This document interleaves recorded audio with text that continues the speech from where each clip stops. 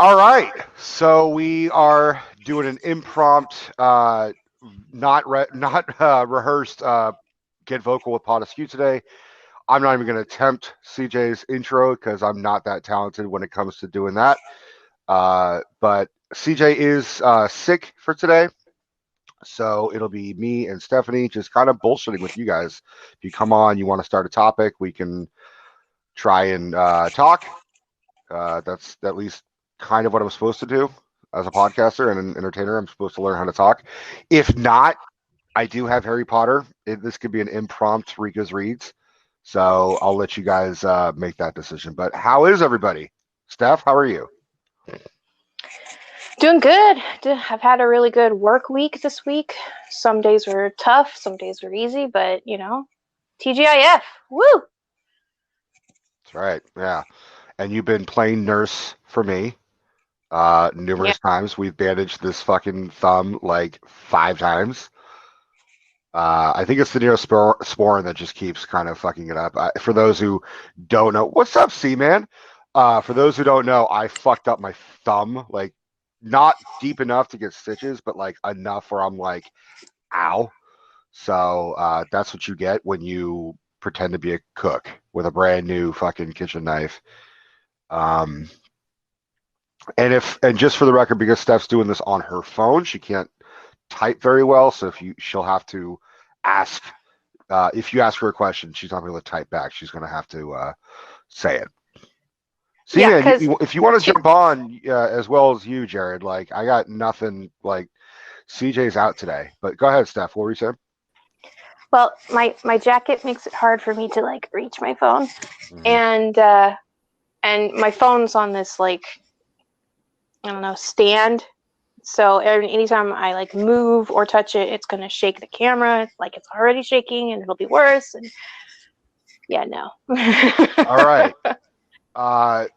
C-Man, meet my cousin Jared. Jared, meet C-Man, the newest friend to PodAskew. Hey, what's good, man? Oh, just living that Friday life. I feel you, dog. I feel you. Same here. I'm sweaty and unbathed. I need to go shower after this. Steph, how does it feel to be the like hairless one of the group right now? Right? Oh, I didn't even notice. That looks good though.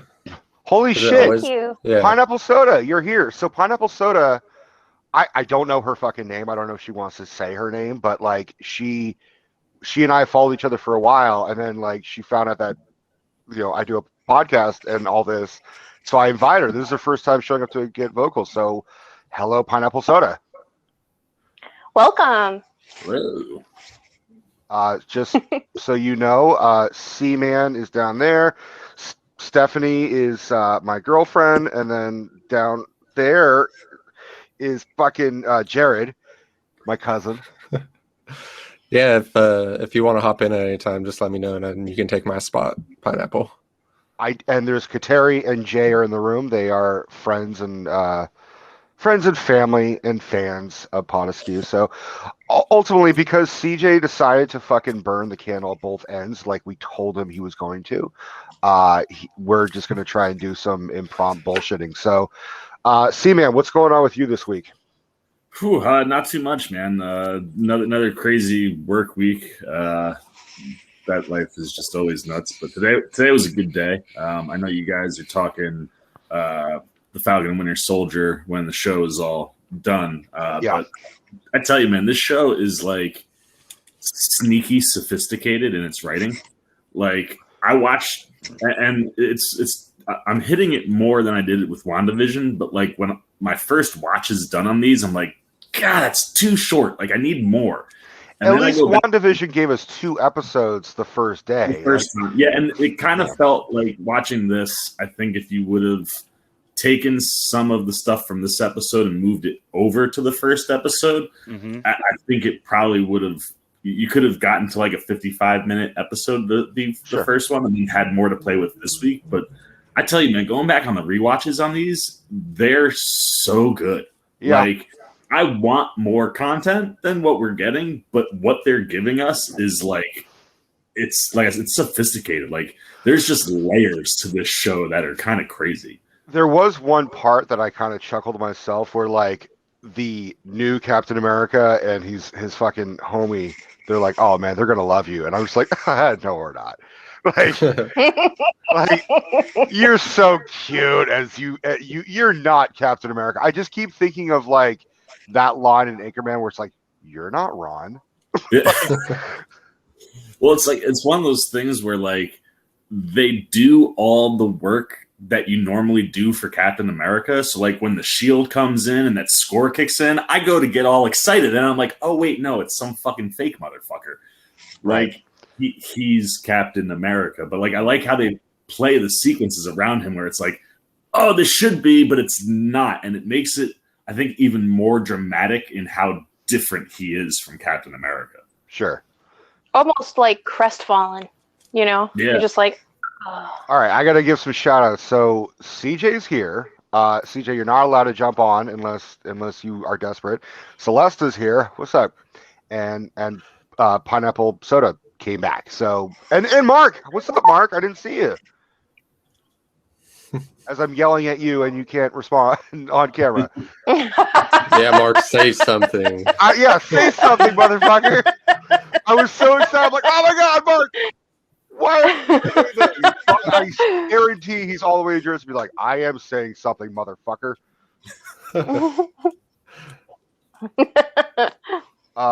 Yeah, I'm with you, C-Man. I'm enjoying it. It definitely takes me back to Civil War and Winter Soldier era because, and we like you said, we really don't want to deep dive into it because it's only been 2 episodes and we don't want to be repetitive. But we do plan on doing a deep dive. But yeah, I'm enjoying it. I'm definitely liking it. And I was never a big Captain America fan in the comics, but I definitely dug Chris Evans' portrayal. And Civil War is, as far as I'm concerned, one of the best Marvel MCU films, period. Winter Soldier's great, and I do like the first Avenger where it's all set. I like 40s shit, so like that speaks to me. I do wish they would have given Hugo Weaving whatever the fuck he wanted so he could come back. Although the guy who ended up covering that role, like if someone didn't tell you that it wasn't Hugo Weaving, you didn't know. That guy like did a good fake job, I thought. That guy is Ross Marquand. I just combined his first and last name to make something else. But he does probably some of the best lesser well-known impressions. Like he does it. I learned how to do a John C. Reilly by watching him how to do a John C. Reilly, and no one does John C. Reilly. Yeah, that's fair. But I saw this great meme where it showed the possibility of Steve Rogers going back to return all the stones, so he would have to fucking be in front of Red Skull returning the stone. And I just it wrote it out like how Red Skull is like, Steve Rogers, son of a bitch, you're still alive, like because he always says the whole like son of Thanos, son of Thanos, blah, blah, blah. Yeah. He's like son of a bitch.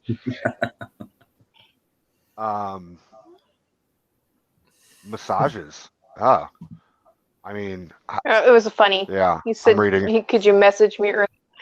He could definitely use a massage. I saw you were. I saw you were playing earlier today, Jared. Destiny. Yeah, I was streaming. I was playing Destiny. Then we played some Warzone, and now I'm working on one of my my retrospective reviews for YouTube. I'm playing Jack 2, and then that's when you messaged me, Rico. I was like, oh, it's Friday. I don't even know what day it is anymore. Oh, dude, yesterday all day, Steph and I thought it was Friday. I was like, yeah, it's almost all Friday. day. It was totally for us. Yeah, I was like, shouldn't we jump on? Oh no, it's not fucking Friday. It was the opposite of thank God it's Friday. It was just like, isn't it fucking Friday? No, it's not. Shit. Massage are the best, Rico's.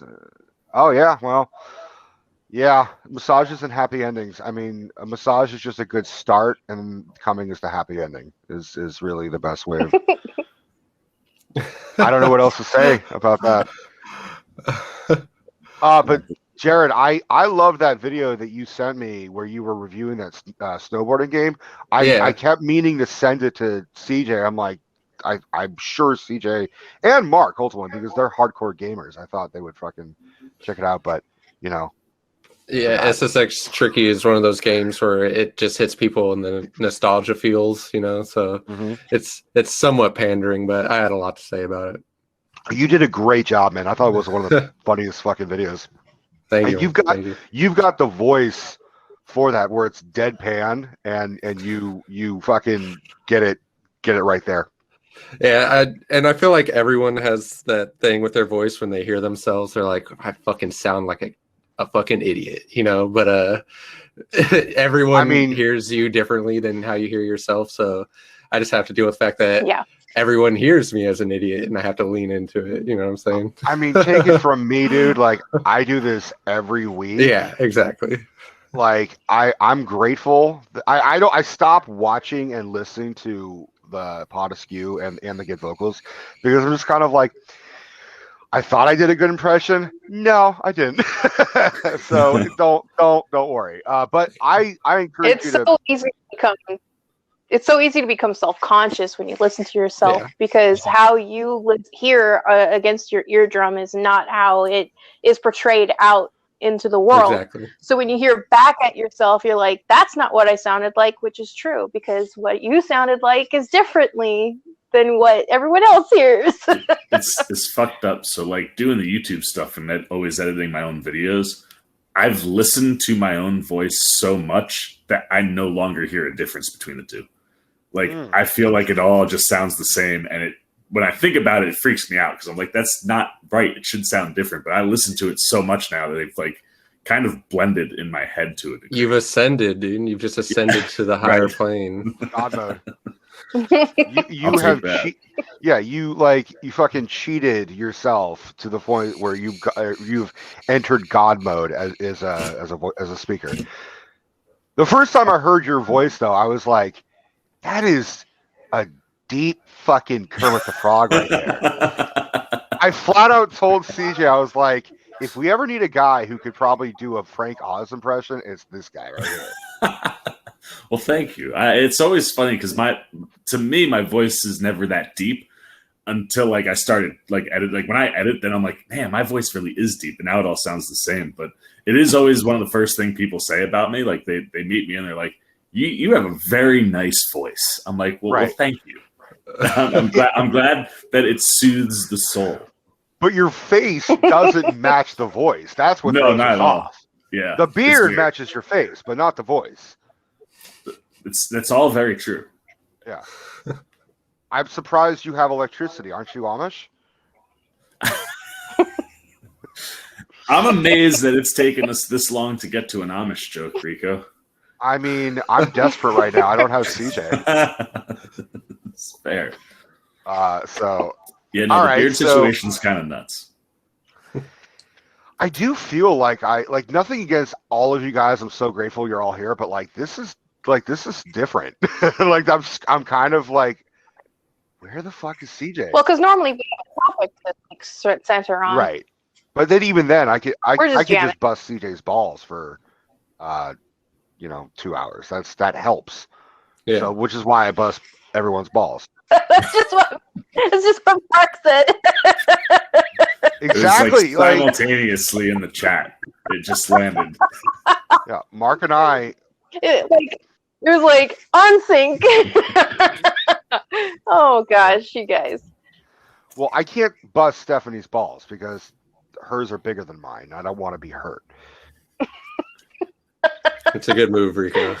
Yeah. My food just got here for some dinner stuff. So Mark, if you want to jump on, I'm gonna jump off real quick. I'll be back. Rico's the butch, CJ's the bitch. Yeah, I mean, he would not agree. He would probably go, "What are you talking about?" Well, you just said that. You said it like that. So yes, that's exactly right. My favorite is when CJ leads back and he's just kind of like looking at us and he's got a small like smile when Mark and I are just like giving him shit, and you can just tell he's just like, you sons of bitches, I fucking don't need to go through this shit. And then as soon as he comes out to defend himself, it's just like, isn't that right, Mark? I mean, it's not my fucking fault that we're entertaining and he's not.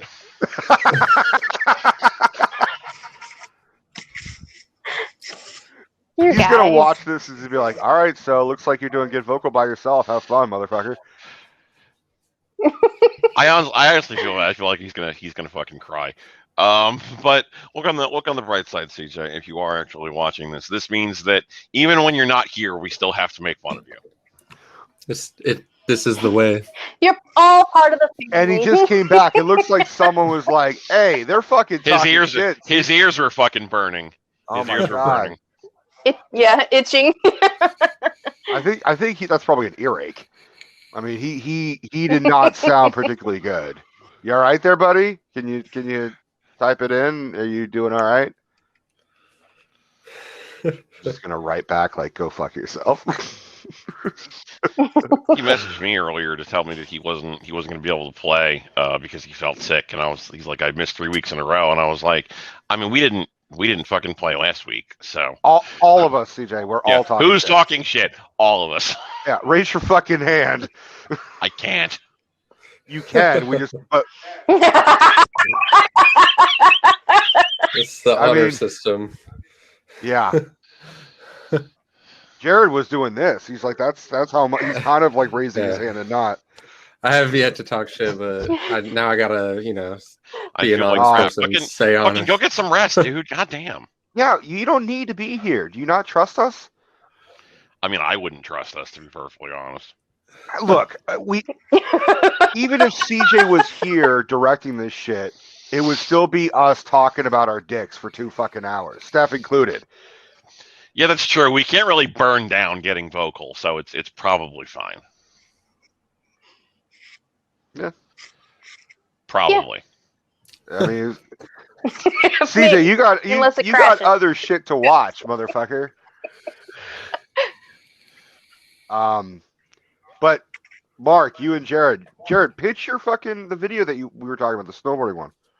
Oh yeah, I mean, so it's just on YouTube. Jared on the way.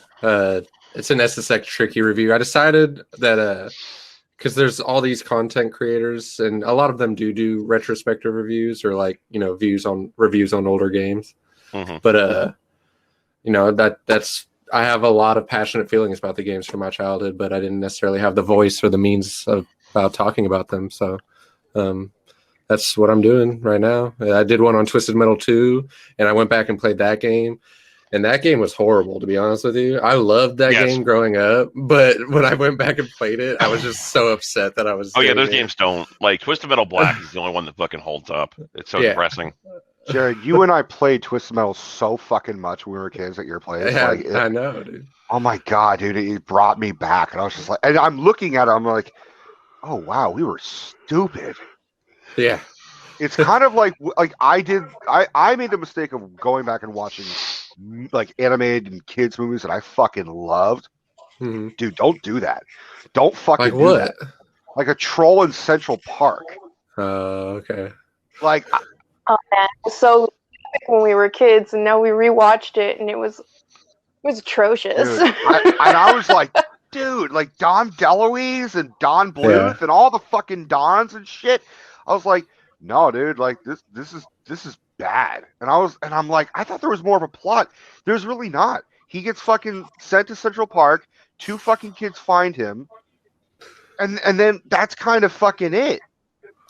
And then I saw Thumbelina. Thumbelina was kind of better, but I didn't remember the fucking songs being really fucking obnoxious as shit. And they just keep drilling into my fucking head where I'll wake up and the first thought I have is one of the stupid fucking songs. And this has been going on for like 6 months, and it's driving me nuts. I just need to fucking watch something else that's slightly less annoying but more catchy. That's the rule. All right, CJ, what'd you say? No one was supposed to be a Twisted Metal style game. I have a company that I can't remember right now. So I'm going to be sitting around Metallica, the music, the cars, the whole thing. Yeah, I don't know what that is. Twisted yeah. Metallica? I just appreciate that he's like, no, I didn't like Twisted Metal, and then immediately he's like, I would have liked Twisted Metal if this game that was supposed to be like Twisted Metal came out. It was like Twisted Metallica is what he wants. Yeah. What's up, Jess? Dude, we're getting a good fucking group. I don't know what the fuck happened to Pineapple Soda. She fucked off. This was her first time, Yes, and then I get it because it was all Metallica. I understand. Do you don't want me to say what's in my fucking brain right now, CJ? Yeah, you don't want me to say that's in my fucking brain right now. So we're just gonna leave that one where it is.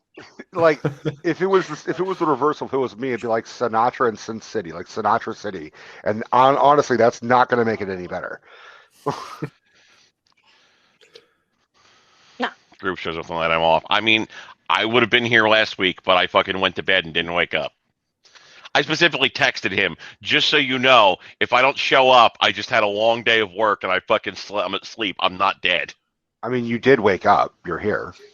I didn't wake up at time. Oh. But it's important, like, once you get beyond a certain age, you just got to remind everybody, look, if I don't show up for this thing, I'm asleep. I'm not dead.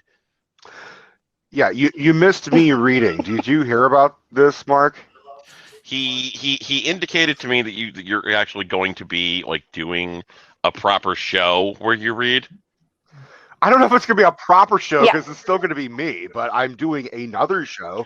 Well, what he means is outside of this Friday. So you're going to be posting on your own. No, Celeste, it's not going to be called that. It's not going to be called Rico Masturbation Theater. Jesus Christ! Because they've already made the welcome to Rico Masturbation Theater.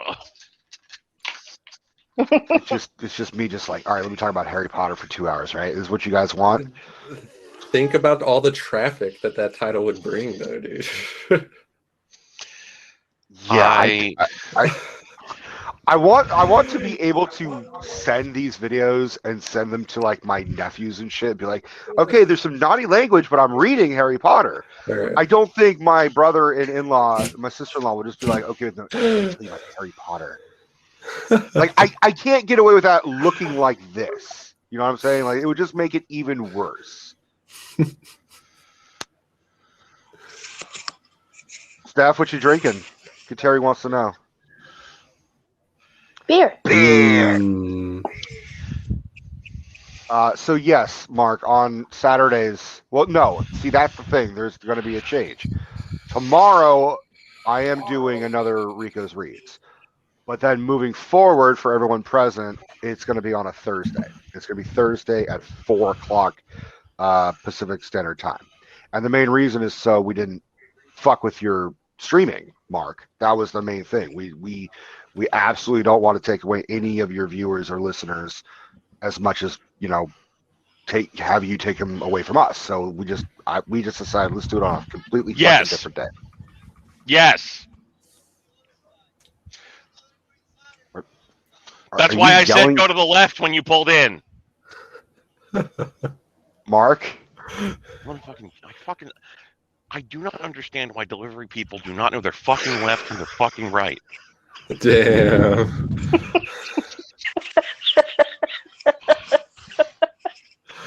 Now that we're all sucked into this, Mark, what are you getting to eat? Because now I need a burrito. Burger King. You getting Burger King delivered? Yeah. That's how you have it your way? Is fucking delivered? Yeah, have it your way. My way is not having to get off the couch, in theory. Okay, so you're having it your way is it's colder and older. I mean, technically speaking, the amount of time that this person is spending driving it to me, it would be the same amount of times it would take for me to drive it to my apartment. That's fair, I guess. That's and fair. Normally, like colder, I would agree with you on, but it's like fucking 70 degrees outside, so the temperature difference is not significant, such as that goes. All right, but isn't like the fucking delivery charge like so outrageous? Is it really worth it to have it delivered? There's no delivery charge. There's not? No. Dude, What? Here, It's like half of whatever we order. Yeah, you want to? It's If okay. I ordered from Burger King and had food delivered to me, This it happens would be all the like time. it would be All like the an time. additional $5 just to Have a have good one. Yeah, Yeah, have a good one. I'm not sure. Did you go through like Uber Eats or something, or does Burger King have their own like delivery thing in place? DoorDash. Okay, see, so and there was no delivery charge. Did No. you tip? Yes. Oh, see. So All right, it's a little the more end. expensive, I guess. That's the end of that conversation. I mean, it's more expensive because I'm tipping the person, but I'm stimulating the economy with my fucking Yeah. fat stomach. You're stimulating it with your stimulus. Yeah, I'm doing a capitalism. I'm doing a capitalism. I'm doing a I'm capitalism. doing a capitalism. I fucking love it. That's fucking awesome. Oh yeah! Wow, much capitalism. Yeah. Yes, I see you, little girl. You're very fat. What? Talking to the cat. She's following me around because I got dinner, even though she had her dinner. She wants it your way too. No, she had it. She had it her way. She can go fuck off. So you'll stimulate. Do not make a joke about me having sex with my cat, you fucking weird bald asshole. All right, you caught me. I totally was going to, but look, she needs love. Oh, No, she God. doesn't. She's fixed. I've seen you fucking like stroke that pussy like a goddamn Bond villain. Yes, I treat my cat well. Not well enough, according if she keeps following you. She wants Yeah, because more. she wants my food. Give her a frying pan. No, absolutely not. She doesn't get people food. That's the rule. Did she agree to this? She's usually not food aggressive, so yes.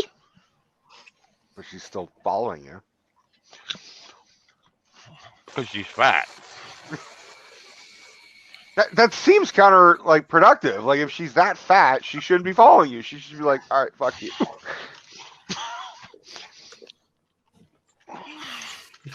I'm not gonna fucking overfeed the cat to the point where she's just laying on the ground going meow.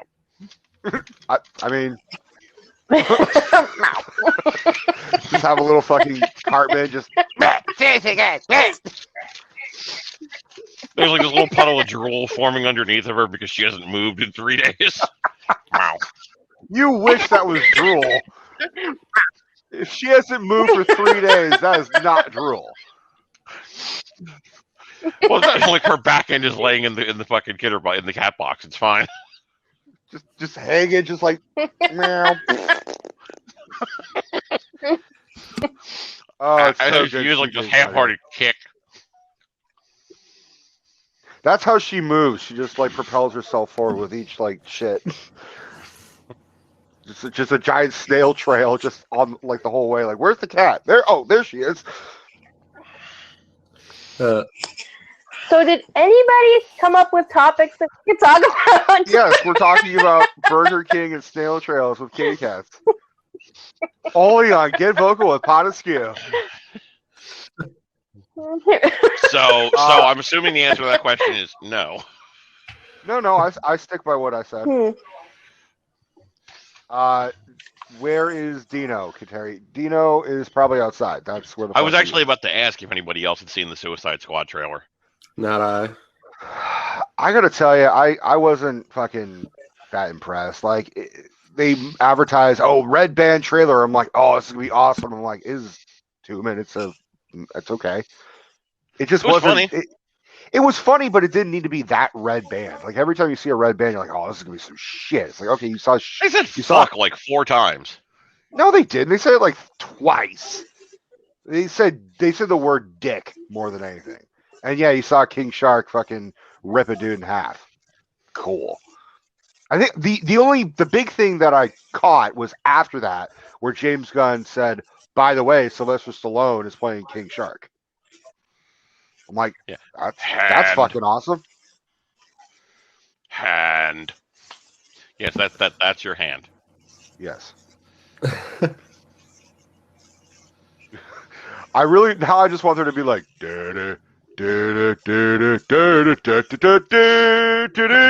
just like him do the Jaws theme and then like bridge into the Rocky theme. This is the trailer right here, the one with Queen playing Bohemian Rhapsody in the background. No, that's the Suicide Squad from like fucking That's 3 or 4 Suicide years Squad. ago. You're looking for the Suicide Squad. Oh, It would have dropped today, and it would have been a red band trailer.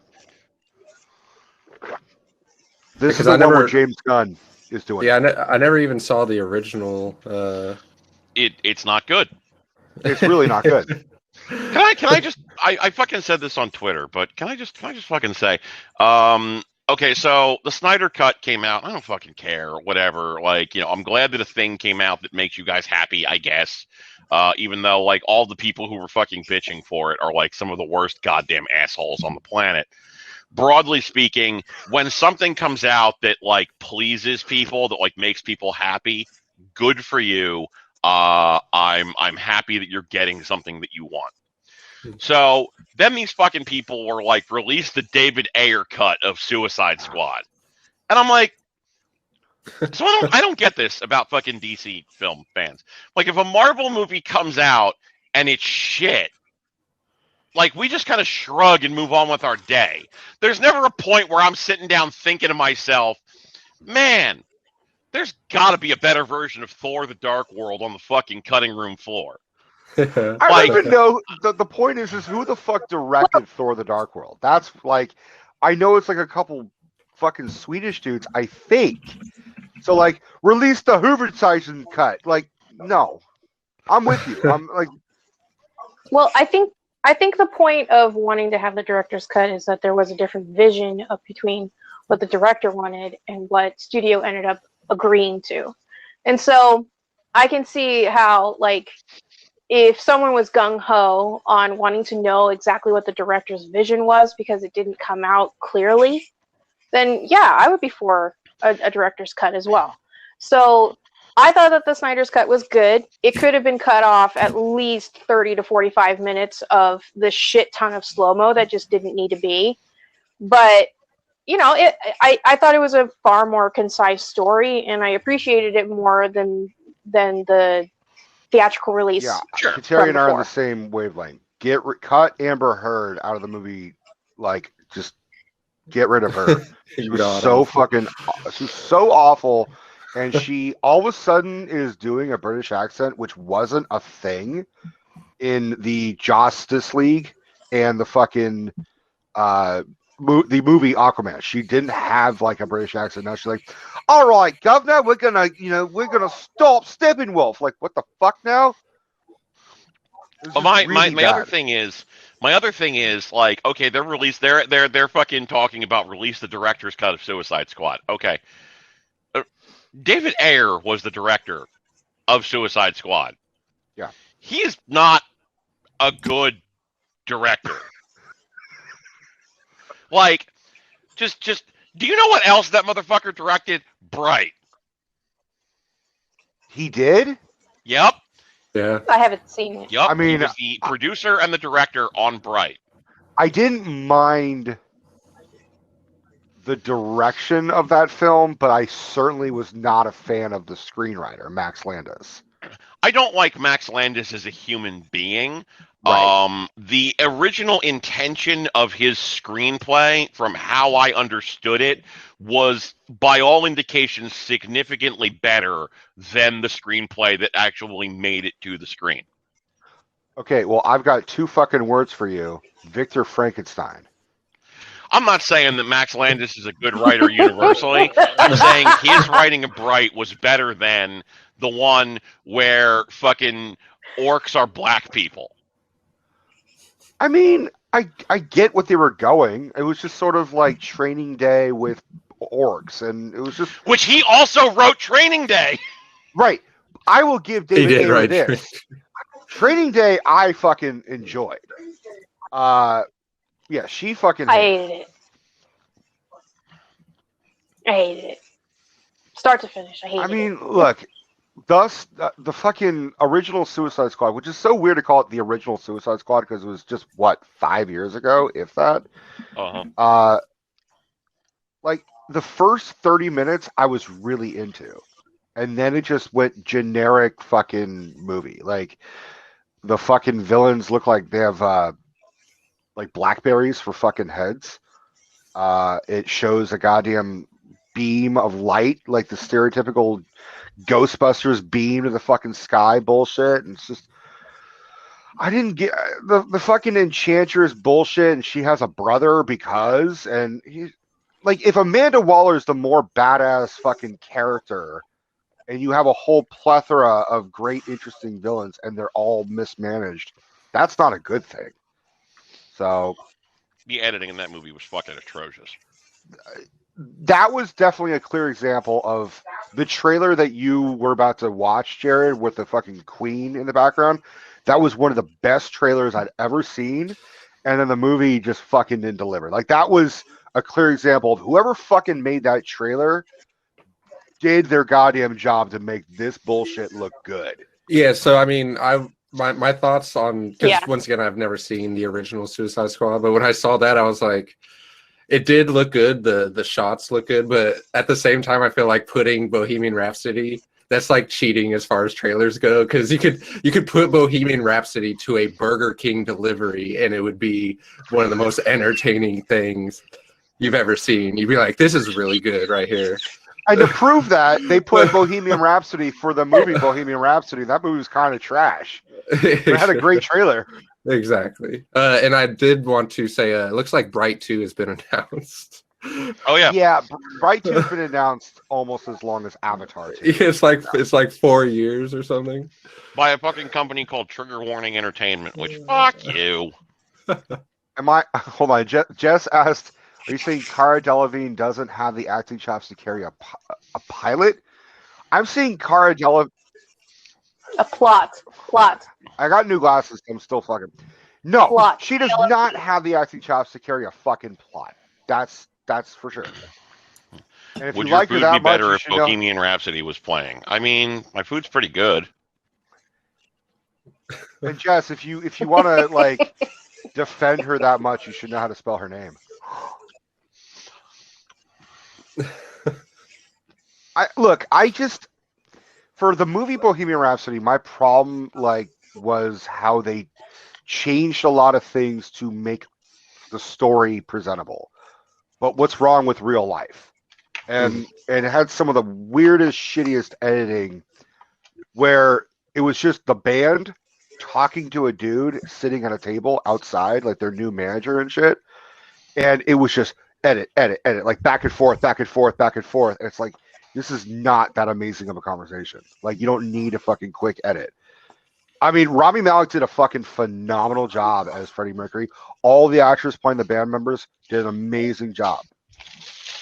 That being said, changing history for the sake to make a movie that already could be good, like, it just doesn't work for me. Like, they added this whole thing about how Freddie left the band to do a solo thing and then found out he had AIDS and then went back to the band, tail between his legs, begging to come back to do Live Aid. That's not what happened. Like, that's really not what happened. He didn't know he had he didn't find out he had AIDS until 2 years after Live Aid.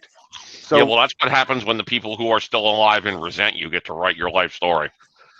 and that's a good point. What I really wanted to see was the Sacha Baron Cohen version that he pitched a long ass time ago, where he wanted to go the deep, dark dirtiness of being Freddie Mercury. Like, watching it's just a fucking, it's a poppy, lighter version of how fucked up Freddie Mercury's life was. Yeah. And it just made me, I want to see the director's cut of that. I want to see the fucking Sacha Baron Cohen cut of Bohemian Rhapsody. That's what I want to see. You heard it here first. Release the Cohen cut. Release the Cohen cut.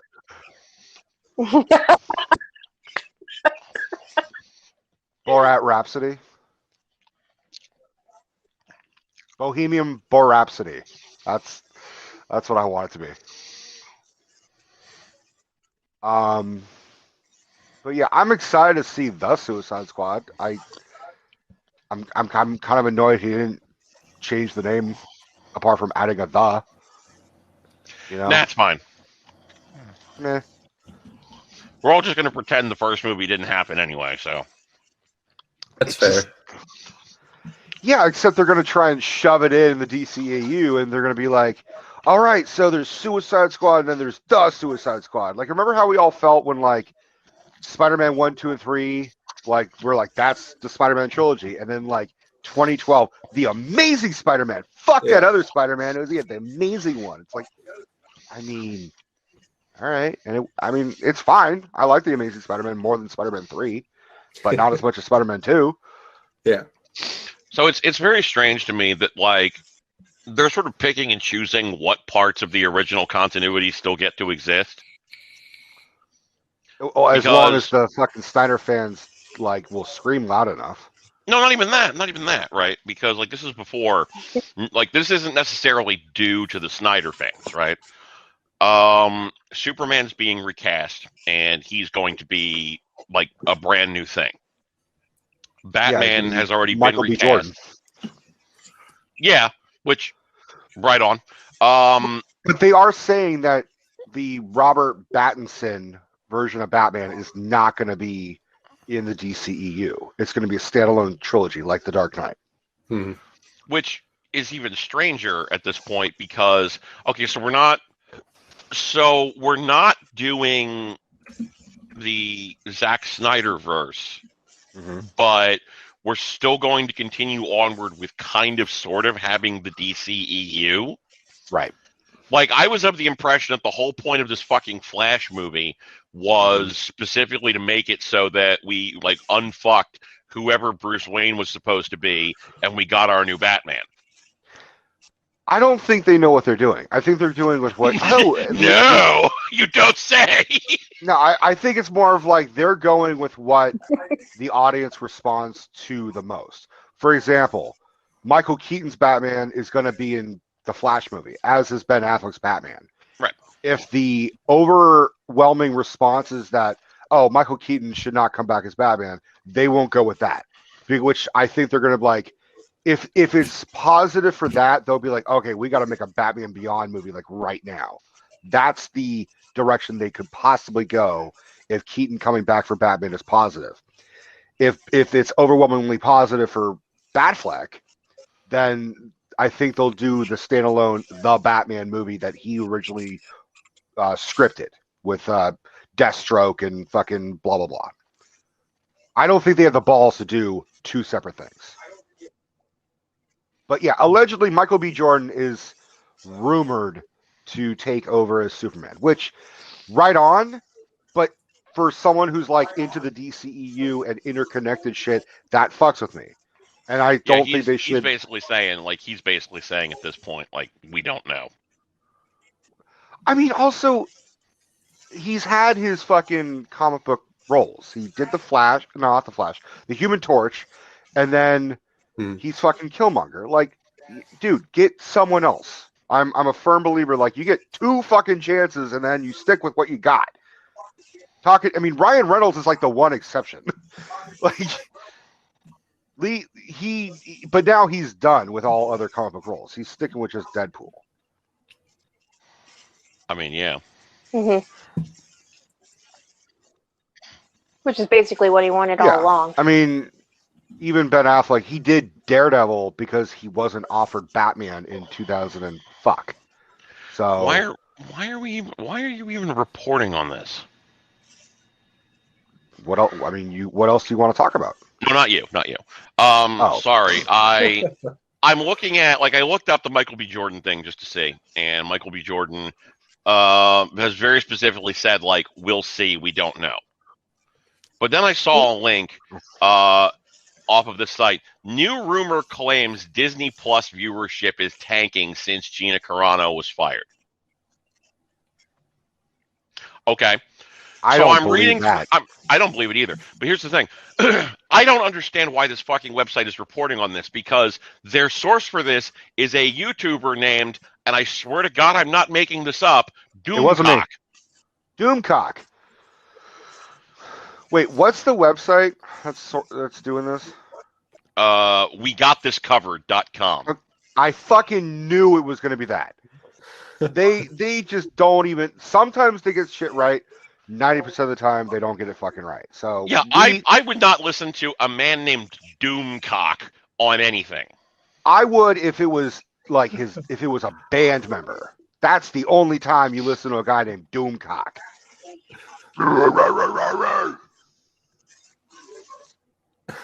Like his internet avatar is like a Doctor Doom helmet that vaguely looks like a penis. I mean, yours looks like Red Hood Classy. smoking a fucking cigarette. Yeah, but I don't look like a penis. Your avatar doesn't. I've seen you. I don't look like a penis either. You look like Penis Gillette. Penis Gillette? What? Never mind.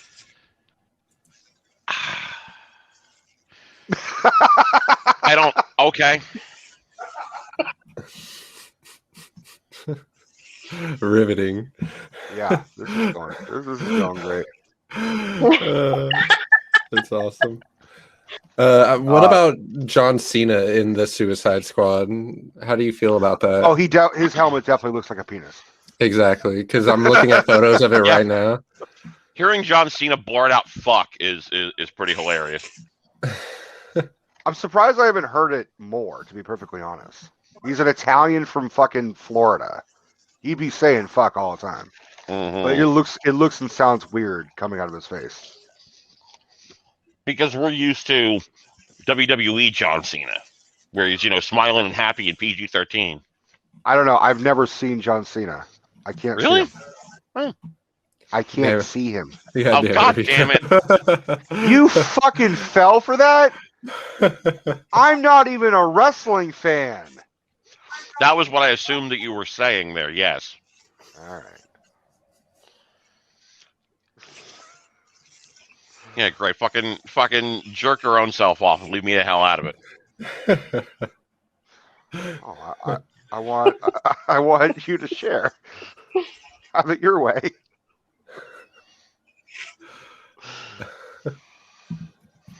But yeah, I'm interested in seeing the movie. They got a really fucking bizarre cast. You got what's that fucking tall skinny fuck Pete Davidson? Like I just would never. Yeah, Pete Davidson's gonna be in it. It just looks super random. Like, but I mean that's fine. I will give James Gunn the credit. He knows how to find a cast. Yeah. I'm sure that it's going to be fine, good even.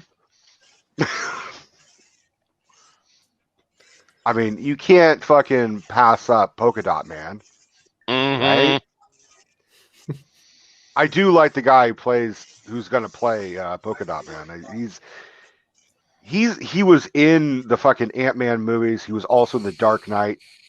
Anthony DeSmallchin, I think his name is. I don't know if that's his first name, but his last name is definitely DeSmallchin. Yeah, Terry, I'm with you. The trailer is just not that impressive. I'm glad it's being done, but I'm like, yeah, it's all right, cool. I mean, for me, the fact of the matter is that it looks like an enjoyable movie. I don't need it to be impressive, you know what I'm saying? Because the Suicide Squad trailer originally looked like fairly impressive, and the movie was fucking clown dick.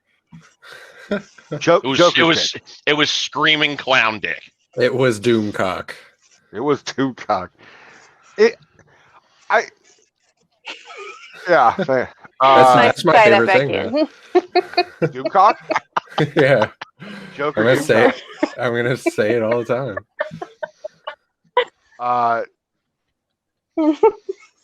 Yeah, I mean, because I don't really want to talk too much about the Snyder Cut because that is going to be the next episode on PodAskew that we released. So, but I will touch on Jared Leto coming back. It's different. It's definitely more. It's still Jared Leto. Like I have to give the fucking negative review of the fact that it's still Jared Leto doing his fucking seagull laugh, and he's still. I guess he looks more Jesus-y. I guess, like he's got longer hair and he looks. I don't know what they're trying to do. Like at least Joaquin Phoenix and Heath Ledger had like motive for the design of their look and shit.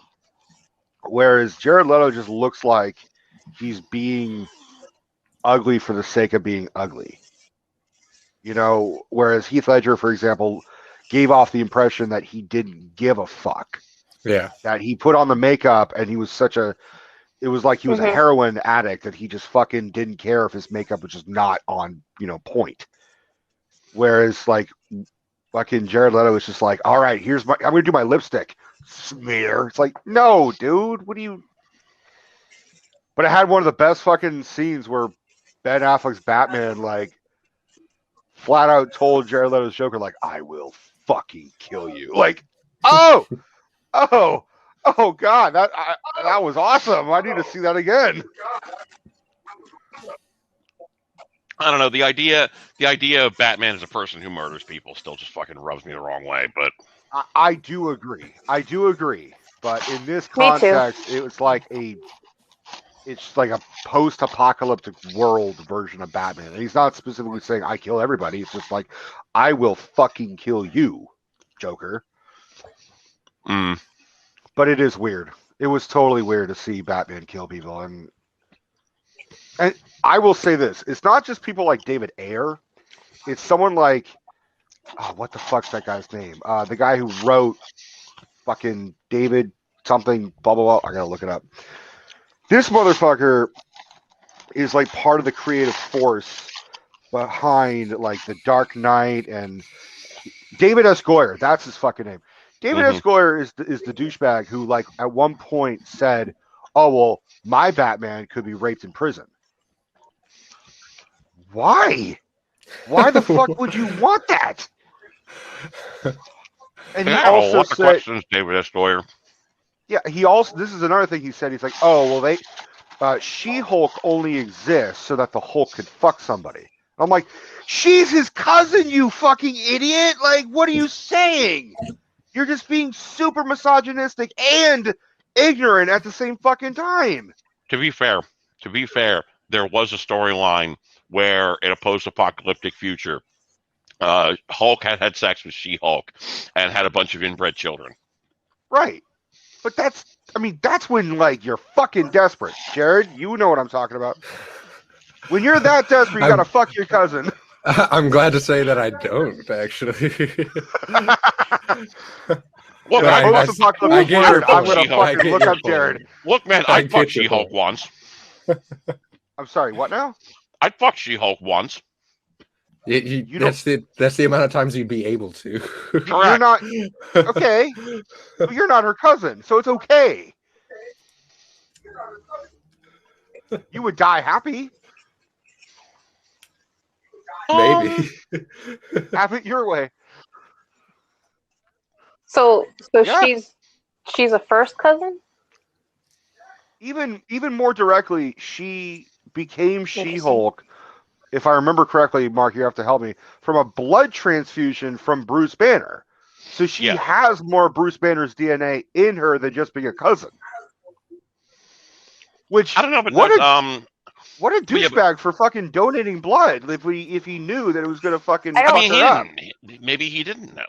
He didn't know. As I recall, he didn't specifically know that it was going to fuck her up, and she would have died otherwise.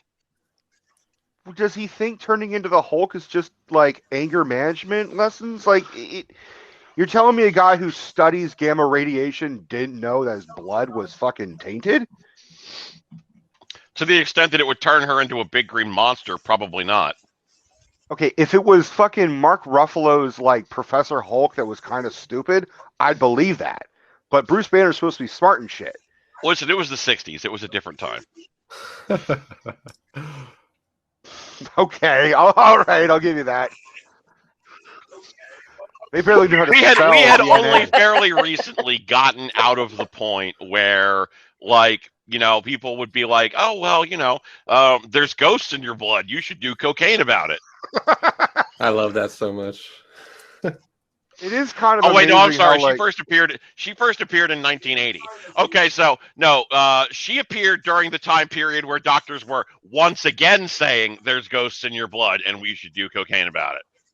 there is something amazing how, like, before DNA and like blood testing and shit like that, it was just, oh, this is how we fucking solve a murder. We draw chalk around the body.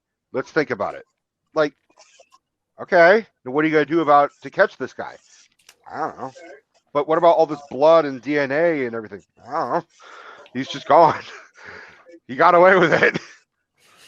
Oh, specifically the reason why Bruce Banner donated to her is because there were no other donors with her blood type available. So she would have died if he didn't donate. But did he know that it would turn her into She-Hulk? Like, that's different. He's like, I will bring your ass back to life, but you're gonna fucking have some serious side effects. I don't know. I haven't. I'll look up Savage She-Hulk #1 for you while we're Thank here, you. and I'll see if he fucking did that.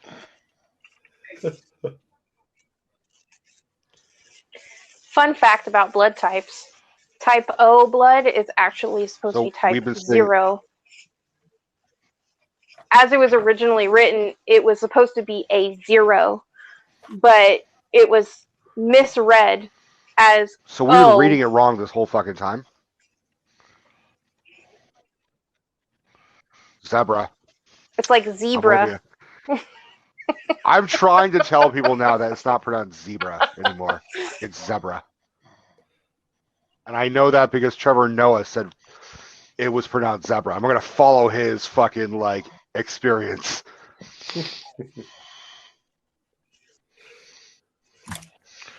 Okay, so she gets shot. Blah blah blah. Celeste, is it pronounced zebra or zebra? Or zybra? Throw me a curveball and call it zybra. Oh. It's so funny because that's how my brain read it as a capital Oh, he I. specifically Zybra. gave like, her a blood transfusion right. on his own. Oh, that's a curveball I didn't expect. Yeah, so like she gets shot and they evade capture by or murder by whatever people were trying to kill her. He breaks into a fucking doctor's office and says, "She's weakening. I can't wait any longer. I'll do the transfusion myself. I'll give her my own blood." You're fucking... So there's literally no conversation. There is no thought process or conversation whatsoever about this might turn her into a fucking monster or whatever. Like, he literally just is like, I'm going to give her my blood. It's fine. Okay, but you see how... Yeah. It's total, like, rapey violation. And she improved. Jesus like, Christ. she's She-Hulk. But he literally did not think about the possibility of this might turn her into a big green monster. That is not coming up in any of the panels so far. Or literally any other kind of consequence. Like, maybe she could have become seriously disabled from the radiation. Maybe she could have, like, there's just so much, like, here's my bad point, that could have happened. It took me 5 minutes of research to find that out. David Escorer just fucking like, no, they just want the Hulk to fuck something. Like, that's my problem with him, is that he spouts that he's a fucking, like, fan of comics. And I'm not saying I'm an expert. Clearly, I didn't know all that shit. But I don't try to fucking make a generalization without at least something to back it up. To be fair, when she turned into She-Hulk, like, she was immediately way better than the regular Hulk because Bruce Banner is a crazy person. Yes, he's not the craziest hero in the Marvel fucking lineup. I think Hank Pym is worse. But yes. Hank Pym's a fucking just an asshole. I don't know if he's crazy. No. Hank Pym actually has he has a split personality and shit. So does Bruce Banner. Bruce Banner has like 8 personalities.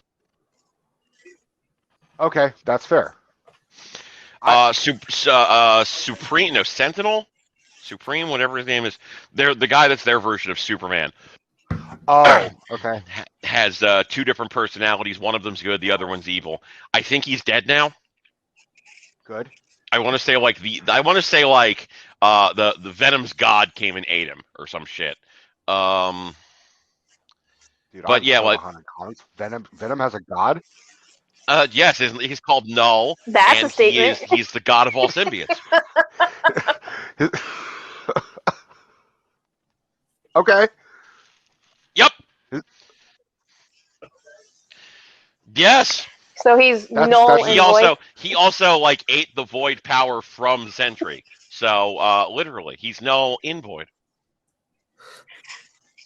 N is just his initial, null and void.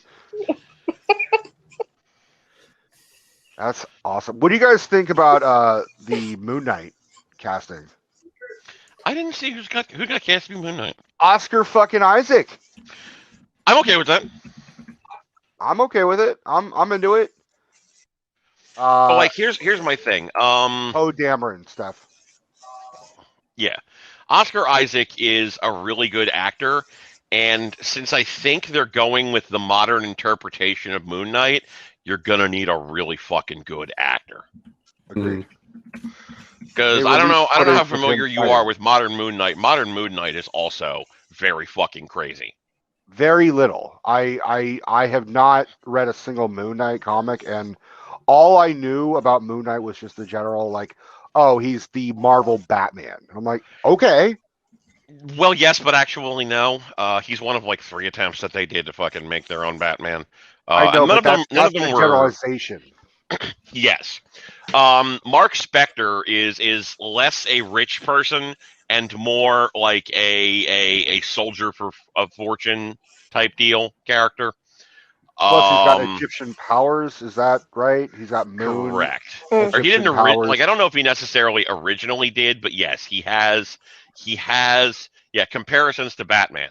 So Attempted in the beginning, in the beginning, he was like Batman, and then he actually got fucking powers. Yes, he gained superhuman powers as a result of a visitation by the Egyptian moon god Khonshu. His strength, endurance, and reflexes are enhanced depending upon the phases of the moon. The fuller the moon, the more strength Moon Knight derives from it. Even during a new moon, he can lift several hundred pounds. Okay, I'm into it. I'm glad that Marvel's doing these sort of lesser known and never been attempted adaptations like She-Hulk and Moon Knight. At some unspecified point in time, Moon Knight is thought to have lost these powers, with the loss of the powers officially confirmed in 2007 during the Midnight Sun arc of Moon Knight, with Khonshu claiming that the loss of power was punishment for his disobedience. Right on. He also has multiple personality disorder. That I did know. I did know that. Yeah, when you have an Egyptian moon god yelling in your brain, like, it might make you go crazy. Well, we don't really know exactly what inspired them to make him have that, but it was just like he was like kind of a mercenary, and he would have like multiple different versions of himself. Like he was like, he was operating as different people, like how Batman do. Mm-hmm. But the difference here is that for some reason in his brains, he decided, no, I'm actually all of these people. Which, okay, I guess. I mean, again, I'm sure Kevin Feige is going to know enough about the history, and then he's going to fucking tweak it to make the story right. I think Oscar Isaac was one of the better parts of the new Star Wars films. He was kind of fine as Apocalypse. The makeup I didn't particularly like as Apocalypse in the fucking X-Men movie Apocalypse. Yeah, I'm into it. I'm excited for Namor. I know fucking Namor's showing up at some point. Possibly I'm excited for Namor. Why not? Motherfucker has fucking wings on his feet. I mean, so I love you, Mark. He has yeah, wings on his feet. yeah, fuck it's that fucking guy. weird. So It's what? That's fucking how weird. it can make him swim fucking faster. They're called flippers. Yeah, Aquaman can swim fast, and he don't need no fucking wings on his feet. Okay, well, Marvel fucking went a different direction. Yeah, they went a stupid direction. Well, I don't think they're gonna fucking put wings on his feet. Wings on his feet sounds like a really bad rap song.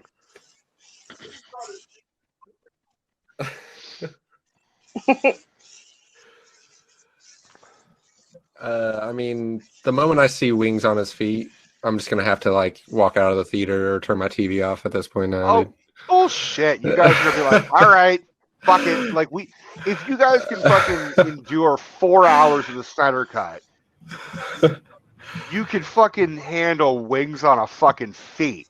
If he changed his name to Hermes, would that be better? What? See?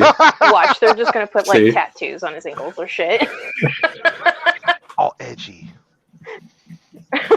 No, I'm not too bothered by the wings on the feet, but I don't know. I feel like all the sea-based superheroes are kind of like the funniest to me. They're the goofiest.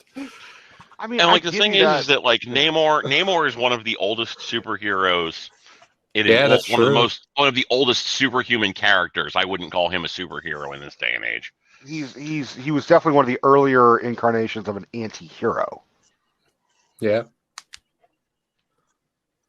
I'm more focused on how Celesta might have webbed fucking toes. She's like, I'm putting my socks on. Okay. She also No. he's also the first mutant. Hey, So it's all his fault. I don't. Yes, I guess.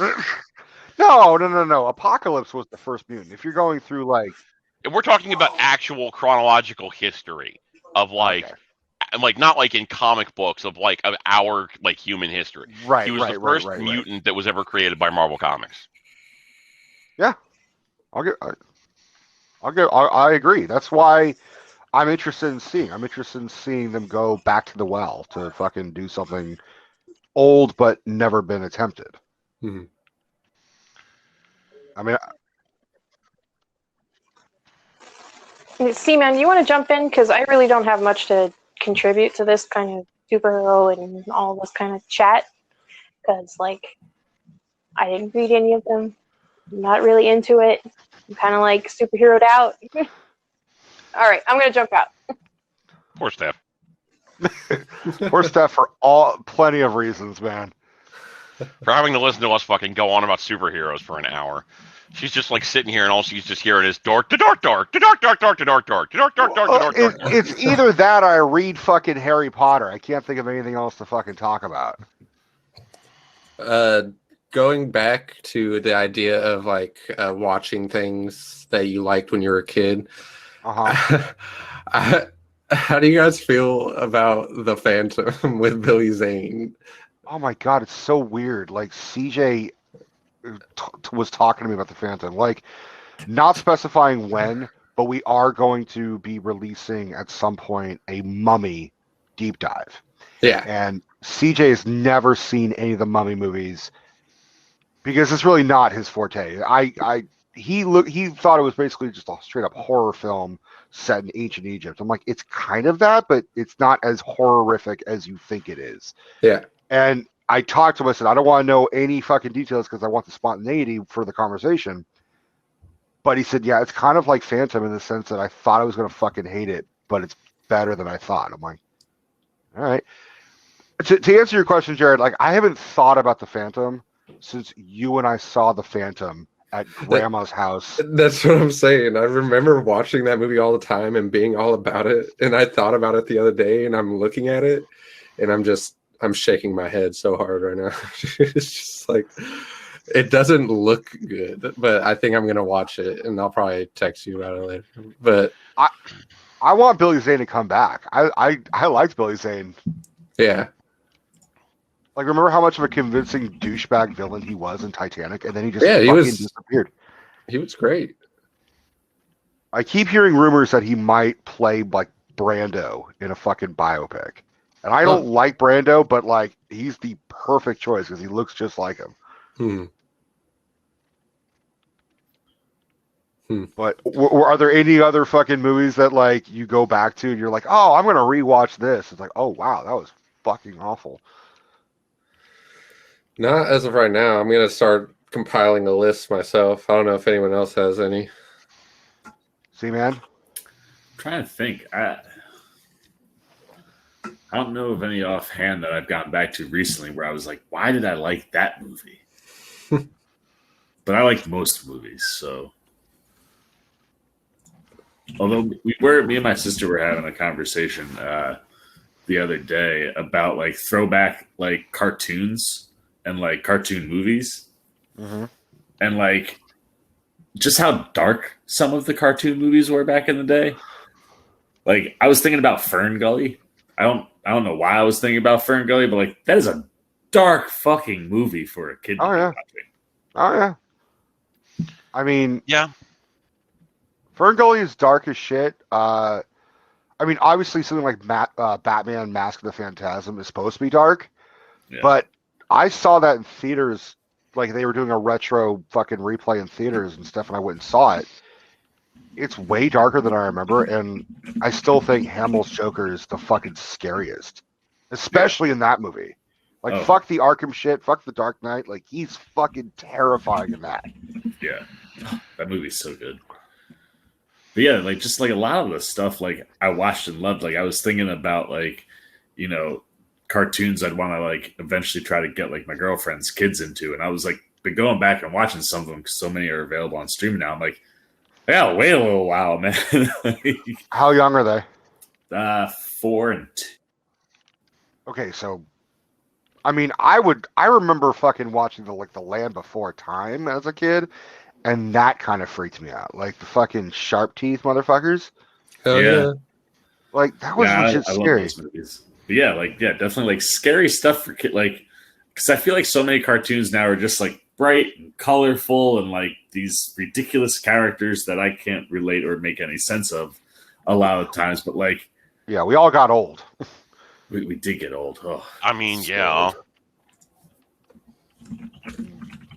I can understand this generation and your bright colors. In my day, it was all black. Batman used to be black and gray. I will say though, to the Moon Knight discussion, it's Oscar Isaac is a really nice add to the Marvel roster as far as actors. Because like you guys said, he's phenomenal. But somebody released like a training video of him doing like the hand-to-hand combat training shit. Holy fuck, man! If that guy is gonna commit to do all that shit himself, like that makes me even more excited for the movie. Like, well, I know like trailers get us. Yeah, like I know trailers get us excited, but like you gave me like a 2-minute video of like someone doing like the hardcore training where they're doing all their own shit. It's like that gets me jacked for a movie. Oh yeah, he looked good in that training video. Especially, if I remember correctly, it's also like the guys that helped train Keanu for John Wick. Yeah, and it's the same team that was doing like Civil War and shit. Like those guys, like the fighting in Civil War was infinitely better than First Avenger. Oh, for sure. I don't know what that whole team is, but that group of guys, like they just know how to turn out, you know, like really good hand-to-hand looking combat. And Chad Stahelski is just like a freaking choreographing genius. Like that guy and Keanu Reeves can make any movie they want to make together because I'll just watch Keanu do all the baddest ass shit ever. I can't wait for the new John Wick movies whenever the hell they land. That's the biggest thing, though, I hate about COVID. Well, not the biggest. There's lots of things to hate about COVID. But the fact that we were going to get The Matrix and John Wick 4 released on the exact same day was something I was so looking forward to, and now we will never have that. It was going to be like, you go to one movie and then come out, like high-five the people coming out of the other one and then go see the other movie. Like, Well, not This is high gonna be five. You got to double do the Keanu. fucking the Well, elbow. now you fucking- wouldn't be able, but this was Yeah.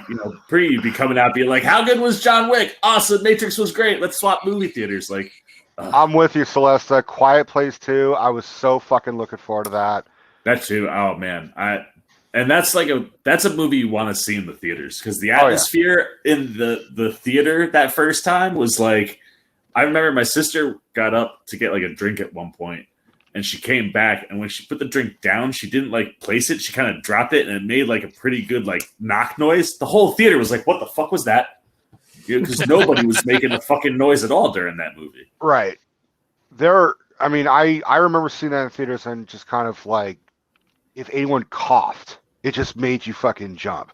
And and theaters always tend to fucking crank up the AC, so you're finally kind of like bundled up and like, oh, this is all fucked up. And as you're watching the characters at night have like breath coming out from how cold they are, you feel like you're in the environment. You just kind of look. There's only been a couple times where I've freaked myself out and freaked out other people at a movie theater. My buddies and I went and saw the Nightmare on Elm Street reboot in 2010. Okay. And I went in a fucking Freddy fucking sweater, and I had a fedora, and I had the fucking plastic glove and everything. And you know, we're watching this movie, and I'm like, wow, this is just kind of fucking 2 hours of meh. And then there was a guy in front of me who just wouldn't stop talking. And I was like, hey, man, can you shut the fuck up, please? And he leaned back and saw me wearing the fedora and doing this shit. And he's just like, oh, fuck. And then he like turned his photo on. And then the movie ends. And we're all walking back up to go out. And it was a packed fucking theater. And there were these fucking ladies that were just bitching. That shit wasn't scary. I'm not scared at all. And then I'm standing behind them and look like, oh, fuck. Because the majority of that movie was just jump scare, jump scare, jump scare. Yeah. Well, it's funny. So, like, in the world of like scary movies, I remember me and a couple of my buddies went to go see The Conjuring. And you know, there's that sequence where like they're in the empty room and you got like the armoire and they keep going back and forth between it. And like, you know, the fucking witch is going to pop up and you're just waiting for it to happen. And my one buddy who was with me is not a horror movie guy, but we like coaxed him into coming. And I knew the moment the witch was going to hit. So like, you know, that like little bone, like in between your knee, like right, like in here. Yeah. I grabbed that when the witch showed up. My dude jumped about 6 feet in the air. All of his popcorn just went everywhere in the theater, like all over the people sitting next to us. And I immediately was like, oh shit, that was way too effective. And like started to like apologize to people. And they were like, no, that was amazing. Like do that more. He was so mad. But my dude, like he jumped, like he won't go to horror movies now with me. Cause he was like, no, dude, last time I was at a scary movie with you fucking grabbed my fucking knee at the scariest part of the fucking movie. I was like, you see what you did? You fucked him over. Yeah. Like that's, you don't understand how much enjoyment I got from that though. Like, yeah, that's pretty fucking funny. I'm not going to lie. That's pretty fucking funny. I went and saw Insidious 2 with a girlfriend I was dating, and the theater was pretty much empty except for us, one woman wearing a white blouse, and then another dude just like off in the corner, just like kind of. And it was in Santa Cruz. It was already cold as shit there, and it was even colder in the theater because they cranked up the fucking AC. So we're watching it, and I don't know if you guys have seen it, but there's a fucking character known as the Woman in White, and she's just a fucking ghost, and she's wearing a white blouse, and she's super pale. Legit got fucking scared where the camera pans by a fucking room and you don't see her, and then it passes by a banister, and then you see her just sitting on a couch for a second, and then it goes back and she's gone. So you're like, what the fuck? My eyes are tricking with me. And then am I hearing fucking kid toy sounds? Because that was in the fucking movie too. Like, am I going insane? Like, literally, there was a fucking thing where she would possess like the fucking like a RC, just fucking. Someone's fucking with me. So we're sitting there, and there's a part where fucking Rose Byrne is just like looking around, and then she turns, and the Woman in White just fucking goes, "Don't you dare!" and slaps her in the fucking face and knocks her on the ground. scared the fuck out of me. And then as I'm watching that, I look and there's a woman over yonder wearing white, and she just kind of just slowly turns and looks at me, and I'm like,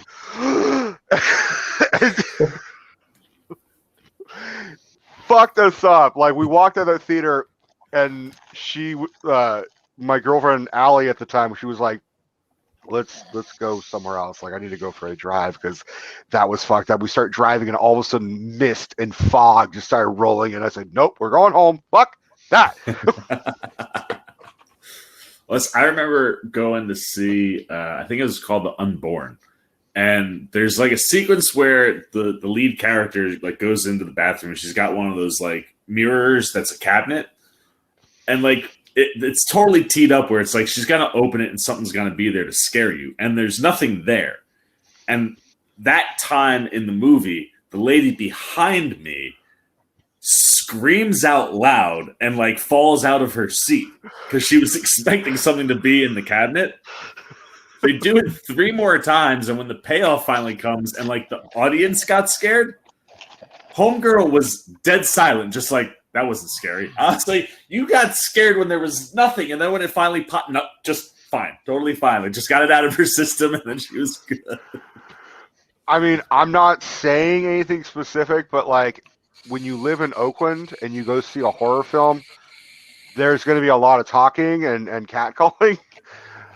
There was one time, I think I was seeing the Halloween 2018 flick, and there was a guy who was snoring super loudly, and he was behind me and off to the right, and he's just doing that shit. Everybody in the theater was talking shit to him, and he had no clue. And it got to a point where it was like super serious in Halloween, and it was like quiet and moody and like no music, but you like knew like Michael was gonna jump out of the corner or some shit. And this dude fucking snorted, and there was a guy halfway up from us.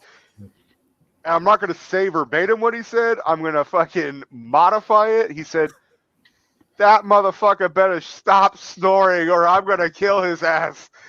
And we all just started cracking the fuck up. And then Michael Myers jumps into frame, and we're all just laughing our fucking asses off. And then the guy wakes up, and then everyone who was near him started yelling. I'm like, man, get the fuck out of here, you snoring motherfucker. He got fucking booed out. Like, it was that bad. I'm glad he at least got booed out. Like, it's unfortunate it took so long, but not even horror related. This is maybe one of the funniest things that ever happened to me in the movie theater. So when Titanic came out, me and all my friends, we were 12, so couldn't go to see a PG-13 movie. And Titanic was like the biggest thing in the world back then. So it was like, for kids now, like it'd be like if you didn't go see Endgame, you know, like you were missing out. So we got my one buddy's mom, who was like our town mom. She takes us to the movie theater. You know, we go to McDonald's, we get fucking like, you know, the McDonald's like toy meals and shit. Like, we're kids. Right. And outside of the movie theater, she goes, now boys, I understand that there's nudity in this movie.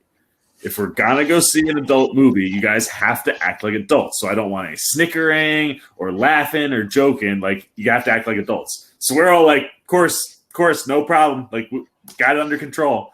So we go into the movie and we get to the scene, and we're all just like, you know, because we've never really seen boobs or bush or anything like that, and it's all there.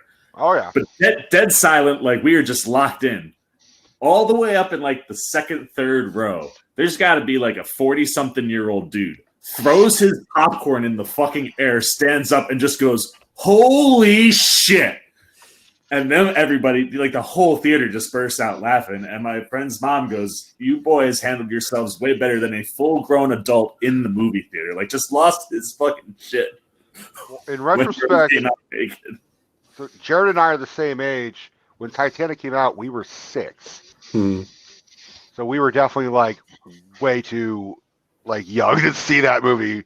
I don't think I saw it in theaters. I think I saw it on VHS with a fucking double tape. Hell and yeah. it was like a secret. Like, oh, we're gonna watch Titanic, and then you watch it, you're like, that's it. All right, that's fucking funny. Yeah, we started laughing, and then we all looked like we're not laughing because of the movie. We're laughing because the grown man couldn't handle his shit that a whole bunch of 12-year-olds can fucking handle. My brother took me to see the South Park movie in theaters. So I was 8. Yeah. You have to understand, I'm 8 years old going to see an R-rated movie while the kids are 8 years old going to see an R-rated movie. And then the third time I saw it, because I saw the movie 3 times in theaters, like once with my brother, once with a babysitter, and then my dad and my brother and I drove to fucking Vancouver. So we saw it in Canada. Oh shit! Like it was deep cuts. Like we're watching. I'm an 8-year-old watching 8-year-old see an R-rated movie in Canada fighting Canadians. That's wild. And I was like nudging my dad, and my brother. I'm like, are we gonna live through this? Like start saying A and shit. Like we don't like we gotta pass. And sure enough, I walked out of there fucking like saying Uncle Fucka like the entire like time. Oh yeah. Yeah, I remember we talked my dad into letting us go see Team America World Police. I was like 12 or 13 at the time. I think it's 2004. I feel incredibly fucking old because I was like of the appropriate age to watch all of these movies. Yeah, well, he had never even like heard of it or known what it was, and I remember it was the sex scene, and he just looked at me and my sister. Why did I know it was going to be the puppet sex scene? Yeah, he was like, "What the fuck did I bring my children to?" But we were juice as fuck, man. We grew up on South Park like that. So. Yeah, dude, I conned Nancy similar way. Like I told her, I'm like, "Oh, mom, it's cool. It's gonna be Muppets. It's and puppets and shit. It's gonna be awesome." And she's like, okay. And then she never saw a trailer. She didn't ask who directed it. She's just like, all right. And she sat down and she was just like, you are so grounded. Like, and I'm like, well, why don't you like, does that mean we have to leave? She's like, no, I'm into it. We're watching this, but you are definitely in trouble. That's basically what happened with my dad. You know, eventually he was just like shook his head, and he loves that fucking movie. Of course, like I don't think like, it's a terrible movie. Your dad would have been totally fucking cool with like, all right, you definitely got me, but god damn it, Jared. Yeah, that's exactly what happened.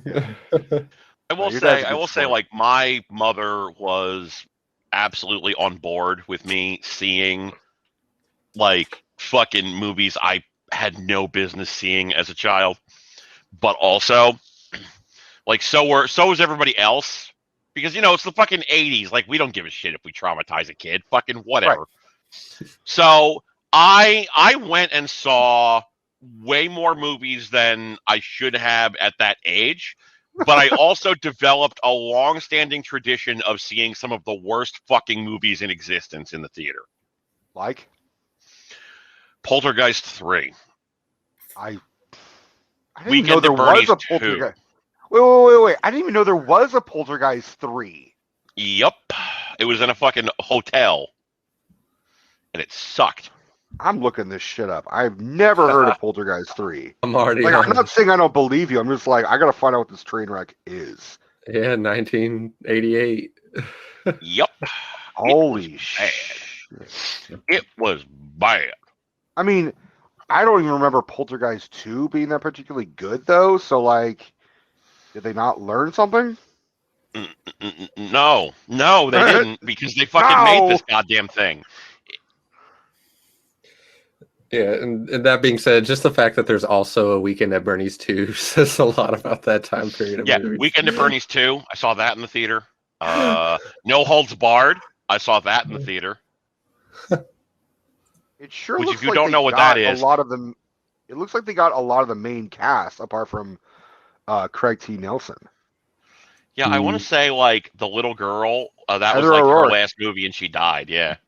But I mean, you even get the old fucking Tangina fucking lady, Zelda Rubinstein. She came back. I mean, it's not like she's doing a whole lot. Fucking no. But I'm like, I tried searching it, and it came. And the Google response said, "Why?" Like, that's how bad this is. It's got a 4.7 out of 10. All right. I'm never going to see that unless I have to get really drunk and review it. No, it's bad. I would not recommend it. But yeah, Weekend at Bernie's 2. Oh,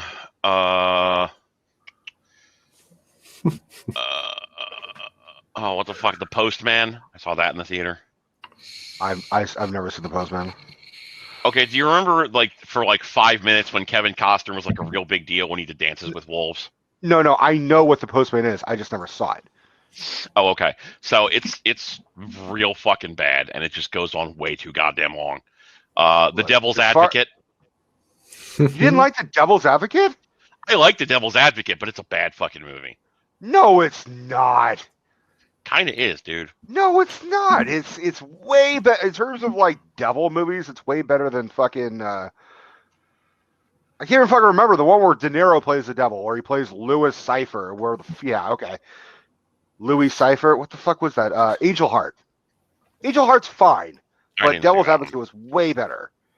Come on, Pacino fucking chewing the scenery and ranting about. Oh yeah, they didn't God. need to fucking They didn't need to tear down the set when he was done because Pacino ate that whole goddamn thing.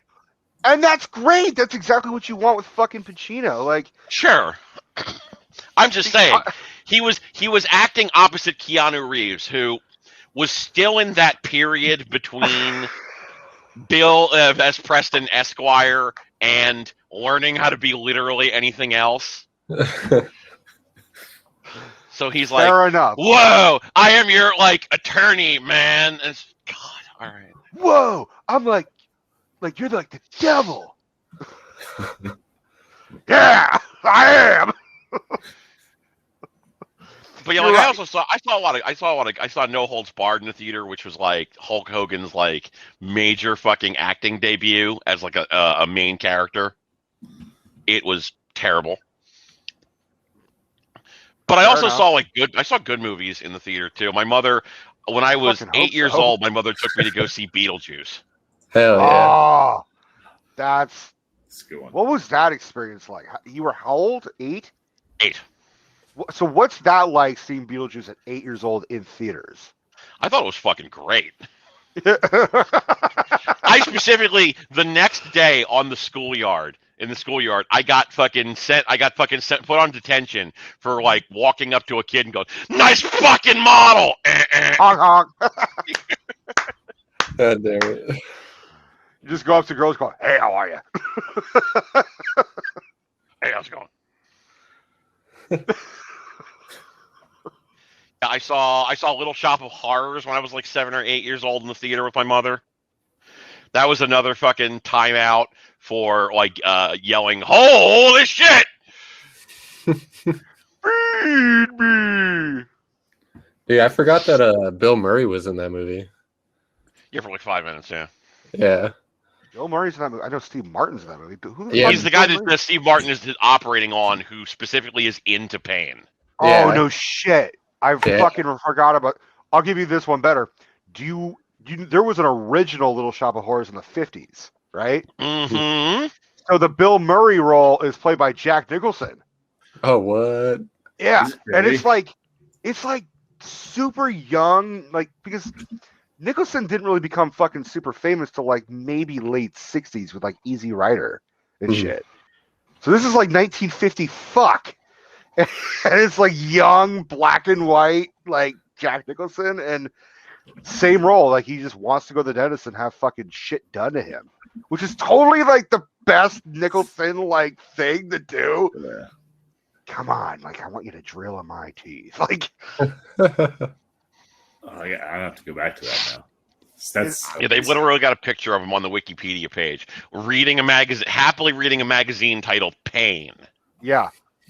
I mean, obviously it became more famous after Jack Nicholson became Jack Nicholson, where that movie had a revival. Be like, oh yeah, there's the musical, but here's Jack Nicholson. He's like in it for like one scene.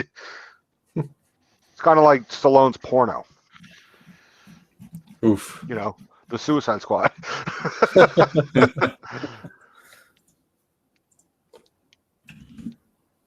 Yeah, I mean, I've always been when it comes to Keanu Reeves, like I've never particularly liked his acting because he's not a very good actor, but he does the role very good with if it's a specific thing. Like if he's a surfer fuck, great. If he's the action dude who, is earnest and nice, like in Speed, he's great. Yeah. The Matrix, he's fine, but I could see like some of his roles done by other people. Like I could personally see Johnny Depp or even Will Smith playing Neo over Keanu. What about in Constantine?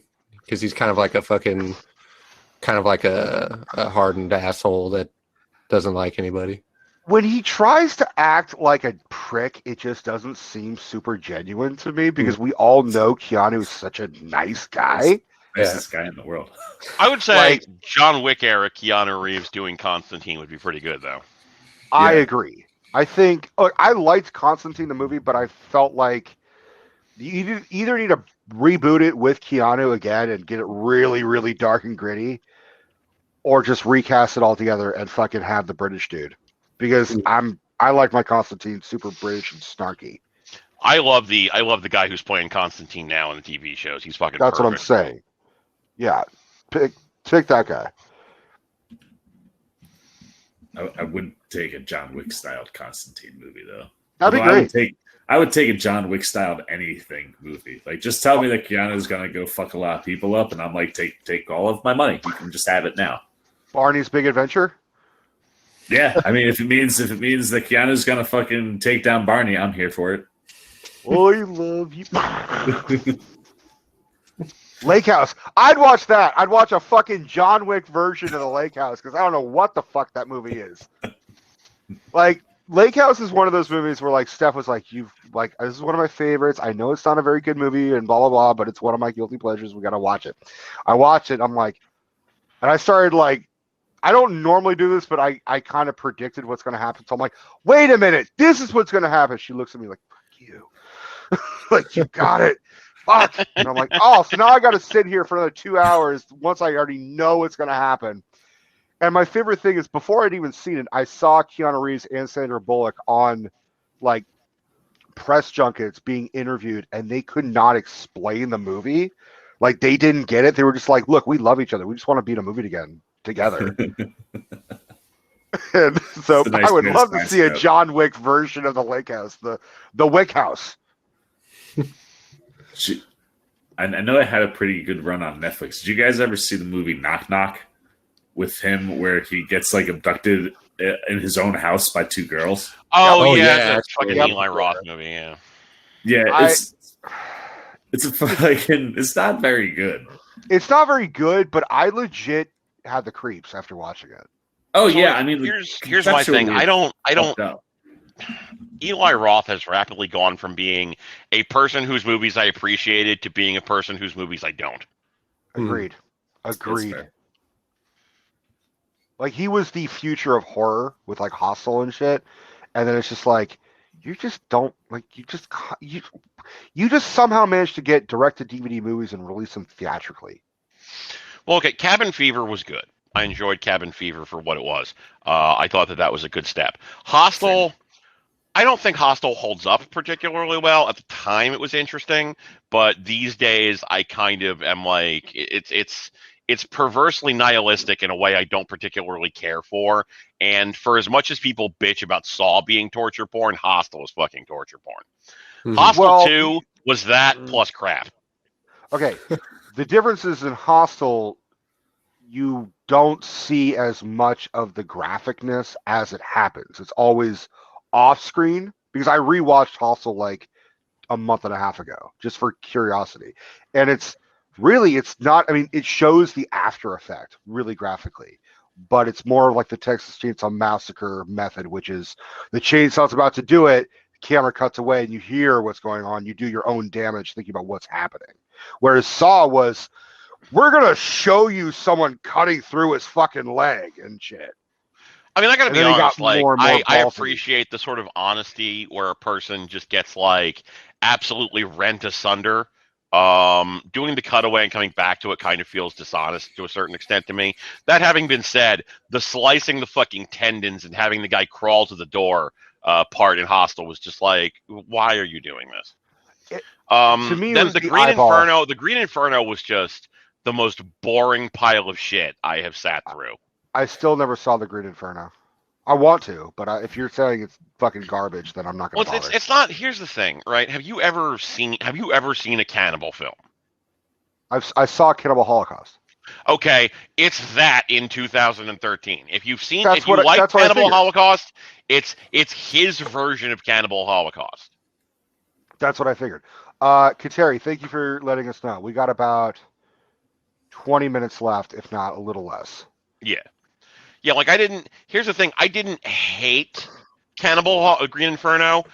I just don't think he has anything to say about that. Like, Quentin Tarantino, for all of his fucking flaws as both a director and a human being, I never fucking need to see Uma Thurman's feet ever again as long as I live, you weird fucking asshole. You fucking weird Dago prick. Anyway, Oh! you can make fun of Italians. It's never racist. Anyway, You're not Italian.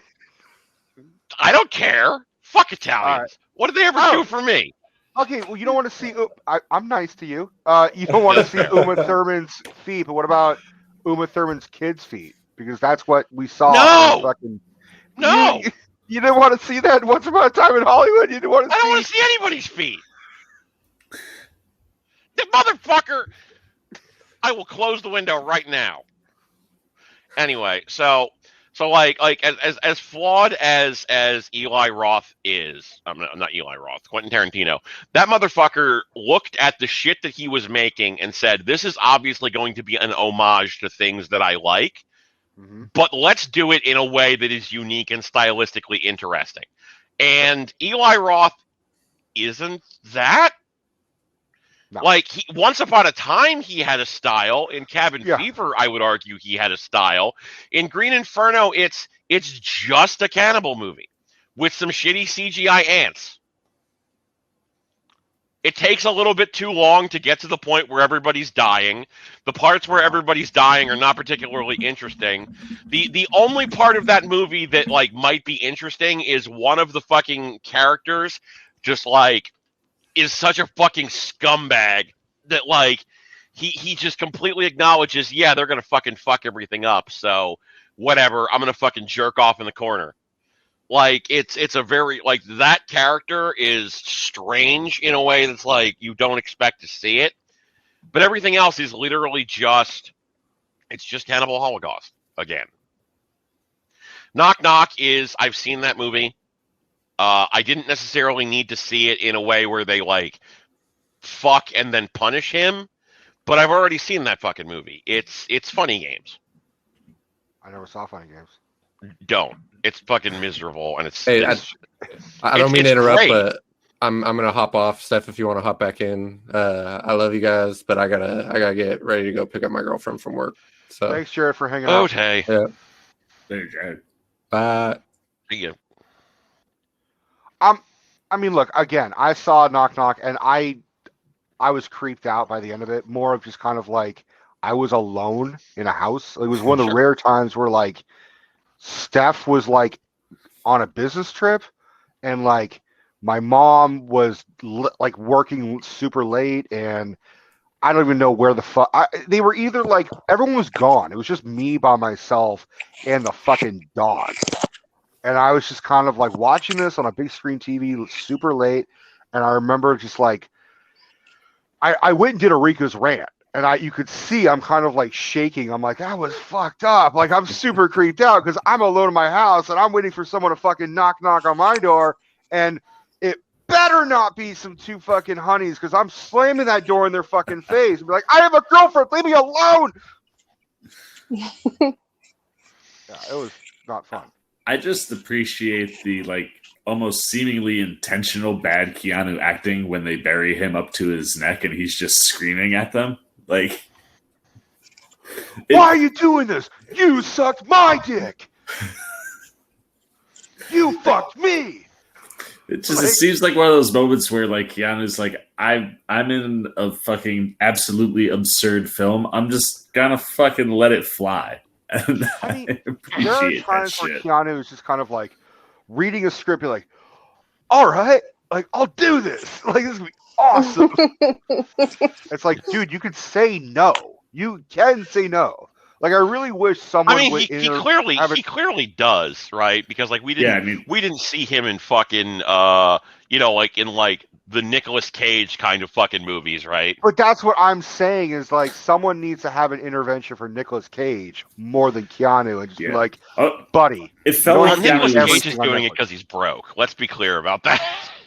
Well, I felt like Keanu at a point was almost getting like when he did that. What was it, 47 Ronin movie? I was like, oh, please don't continue to go down this road. And then he started making John Wick movies, and everything was better. But yeah, I mean, when he's in his lane, I mean, like I really really enjoyed the new Bill and Ted movie. Like I still haven't seen it. A lot of heart in that film. A lot of heart. Uh-huh.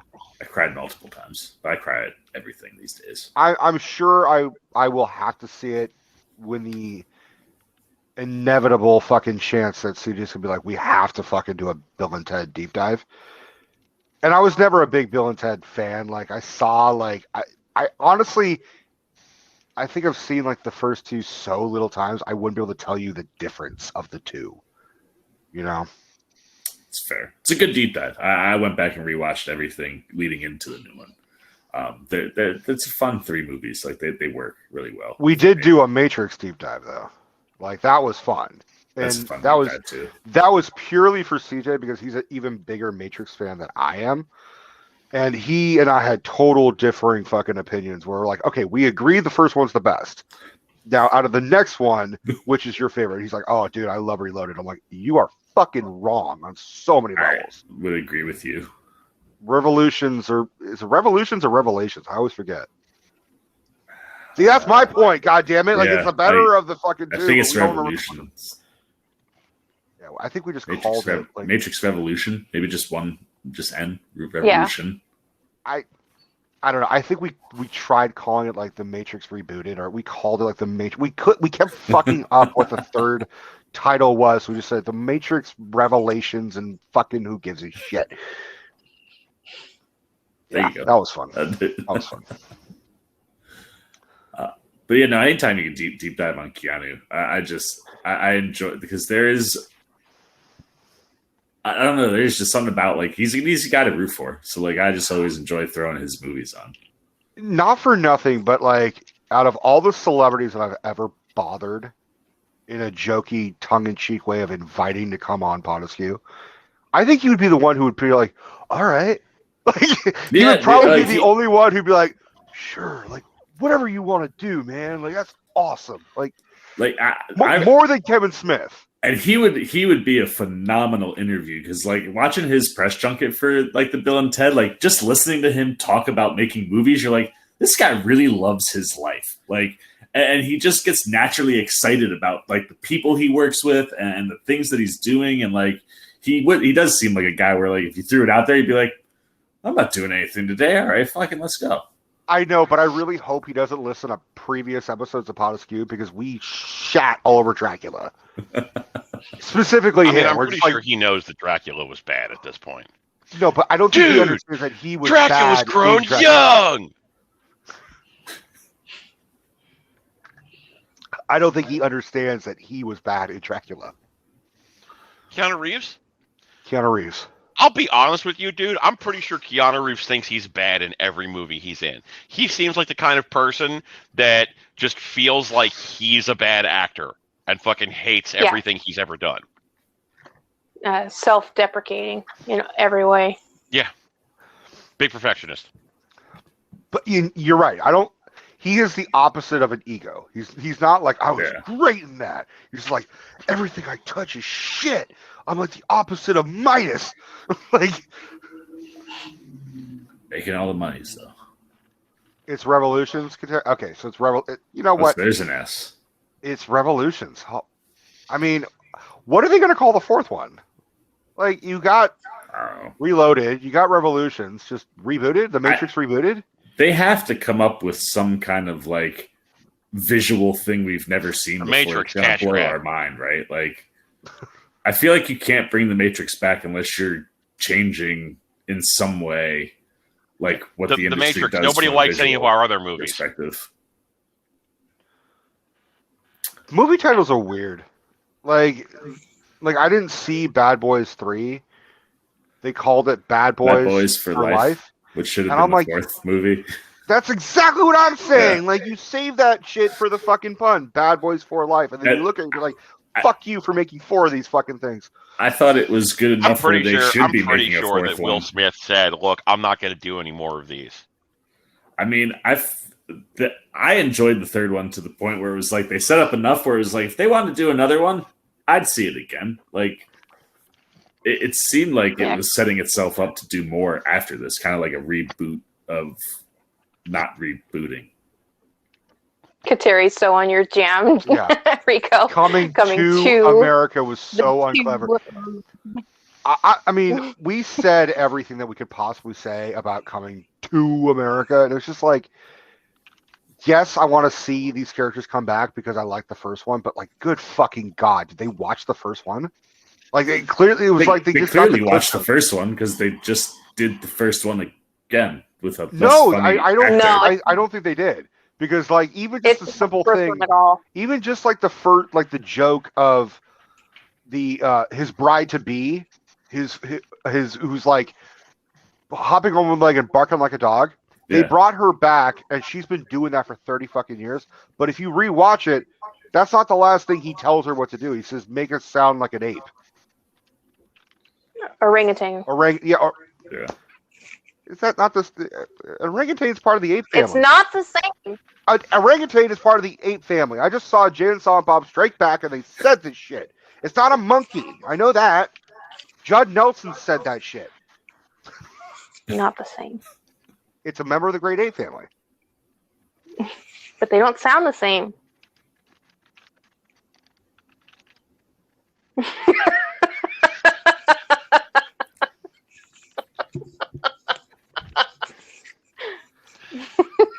Oh, you fucking love her. Shut up.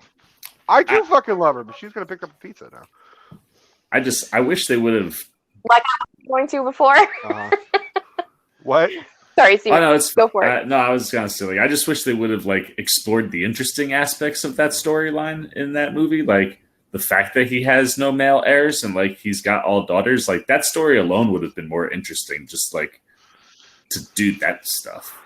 I would have been just fucking happy if they did a goddamn DNA test. Yeah. Like, you're telling Also me, like, we're just fair. gonna fucking like rest the responsibility of running a kingdom on the off chance that this could be your son. And then they showed the flashback, and Leslie Jones doesn't like unzip and insert. She just grinds against him. Like I know her name was Mary, but this was not an immaculate conception. And that bitch was definitely not a virgin. I mean, It's you're just not bad. It wasn't good. Yeah, it's like everything from. I didn't watch it, but I know a lot of people for whom the original Coming to America is like sacred ground in a lot of respects, and like Coming to America, Coming number 2 America, doing a number 2 in America, was not. Like, it was basically the only time that the movie was funny was when it was rehashing stuff that was funny in the first movie. But even then, if you want to make it, I mean, I said this on the air. I'm like, I'm not a writer, but I'm definitely a fucking rewriter, because I was watching this. I'm like, dude, you just change this. Like, instead of it being like Leslie Jones raped him, just have it be like, oh, he fucked one of his bathers, just like his daddy. And then she got pregnant and was aware, like, oh shit, they may not be okay with this. And then she fled to fucking America. And then she told, like, if you're gonna rip off Black Panther, fucking rip off Black Panther. Fucking have Killmonger be the fucking son and shit. He had the same goddamn hairstyle. You have to admit that shit. I mean, and I don't know if I'm okay with a world where they are making references to Black Panther and Wakanda as they're fucking totally kind of stealing the fucking plot. Yeah. It's No, I just mean, not look, a good there's lots of issues in that movie. I thought they could have done more interesting things or gone to more interesting places, but instead they just kind of rehashed a lot of the first one. And Well, oh, go ahead. go ahead, finish your thought. I was just gonna, and it's one of those my own a positive takeaway for me was I still thought Eddie was funny when Eddie was doing Eddie things. I just wanted more Eddie in the movie. I felt like Eddie was tired, personally. I felt like he's just... I think they all had fun. I think they all had fun. It was like they happened to be like, we should film the reunion and then release it. That's kind of how it felt. Yeah, that's a good way to put it. I mean, they all... Yeah, Rico spoke for me on the recording where I was, after we finished watching the movie, I was like, aesthetically it's beautiful, but the whole movie felt like it wasn't for the fans. It was for the actors. The actors enjoyed their time on screen. It's very visible that they were all having fun. Yeah. Oh, 100%. But it wasn't for us. It wasn't for us at all. Oh, yeah, no. I mean, that's totally... I mean, to the point where, they make the joke in the movie about that, right? What does American cinema do? It gives us, movie sequels that nobody asked for. It's like, well, that's exactly what this movie is a sequel. All right, guys, we got the 5-minute mark. 5 minutes. 5 minutes. I know. Celeste, if you can, because Celeste is going to be doing her DJing.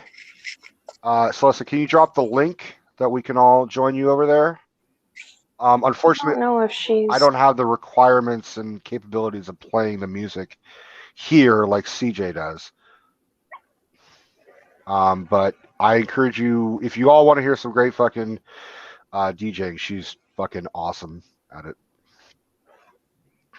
Here, I'm going to drop it from what she did last time. Put on her Discord. I'm pretty sure CJ is going to be fine next week. And also, I am doing Rico's Reads tomorrow. Again, that will be 5 o'clock tomorrow here, and then that's 5 p.m. Pacific. So just like today, and then moving forward, it'll be on Thursdays, I believe, at 4 o'clock to accommodate Mark because we like you. Which I appreciate. Yeah. I mean, we're all friends. The last thing we want to do is be competition and fight with each other and be like, well, why weren't you on my thing? Yeah. Well, because I was listening to that one. Yeah, no. Listen to Rico fucking jerk himself and do impressions. So. Boo, boo, bee, boo. I mean, I don't think you can sell it better than that.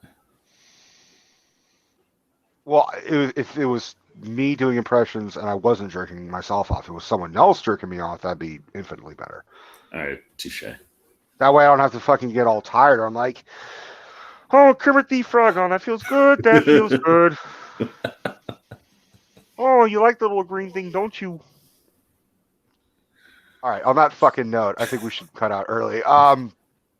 We will all, at least most of us are going to, I think, jump over to Celeste's room. But honestly, guys, thank you for fucking enduring this fucking clusterfuck train wreck. Mark, it wasn't a train wreck. It was just organic discussions. Yeah. I definitely think next time wrecks. I think that next time I need to fucking come up with a plan.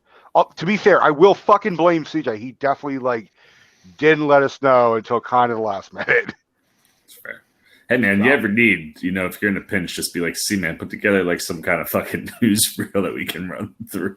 Oh, for I'll sure. do it. I'll put it together. I totally appreciate it. And even though Jared's gone, I do appreciate it. But I want to thank everyone. Jess, I know you didn't get to jump on, but I thank you for fucking hanging out. Jay, Celesta, and Kateri, and Steph, and Mark, all of you guys, thank you so much for hanging out and helping this. Because I know when my mom died, CJ, he did it without me, and you all gave him all the support. So I do appreciate all the support on this end. All right, so let me stop the broadcast. Thanks a lot, guys.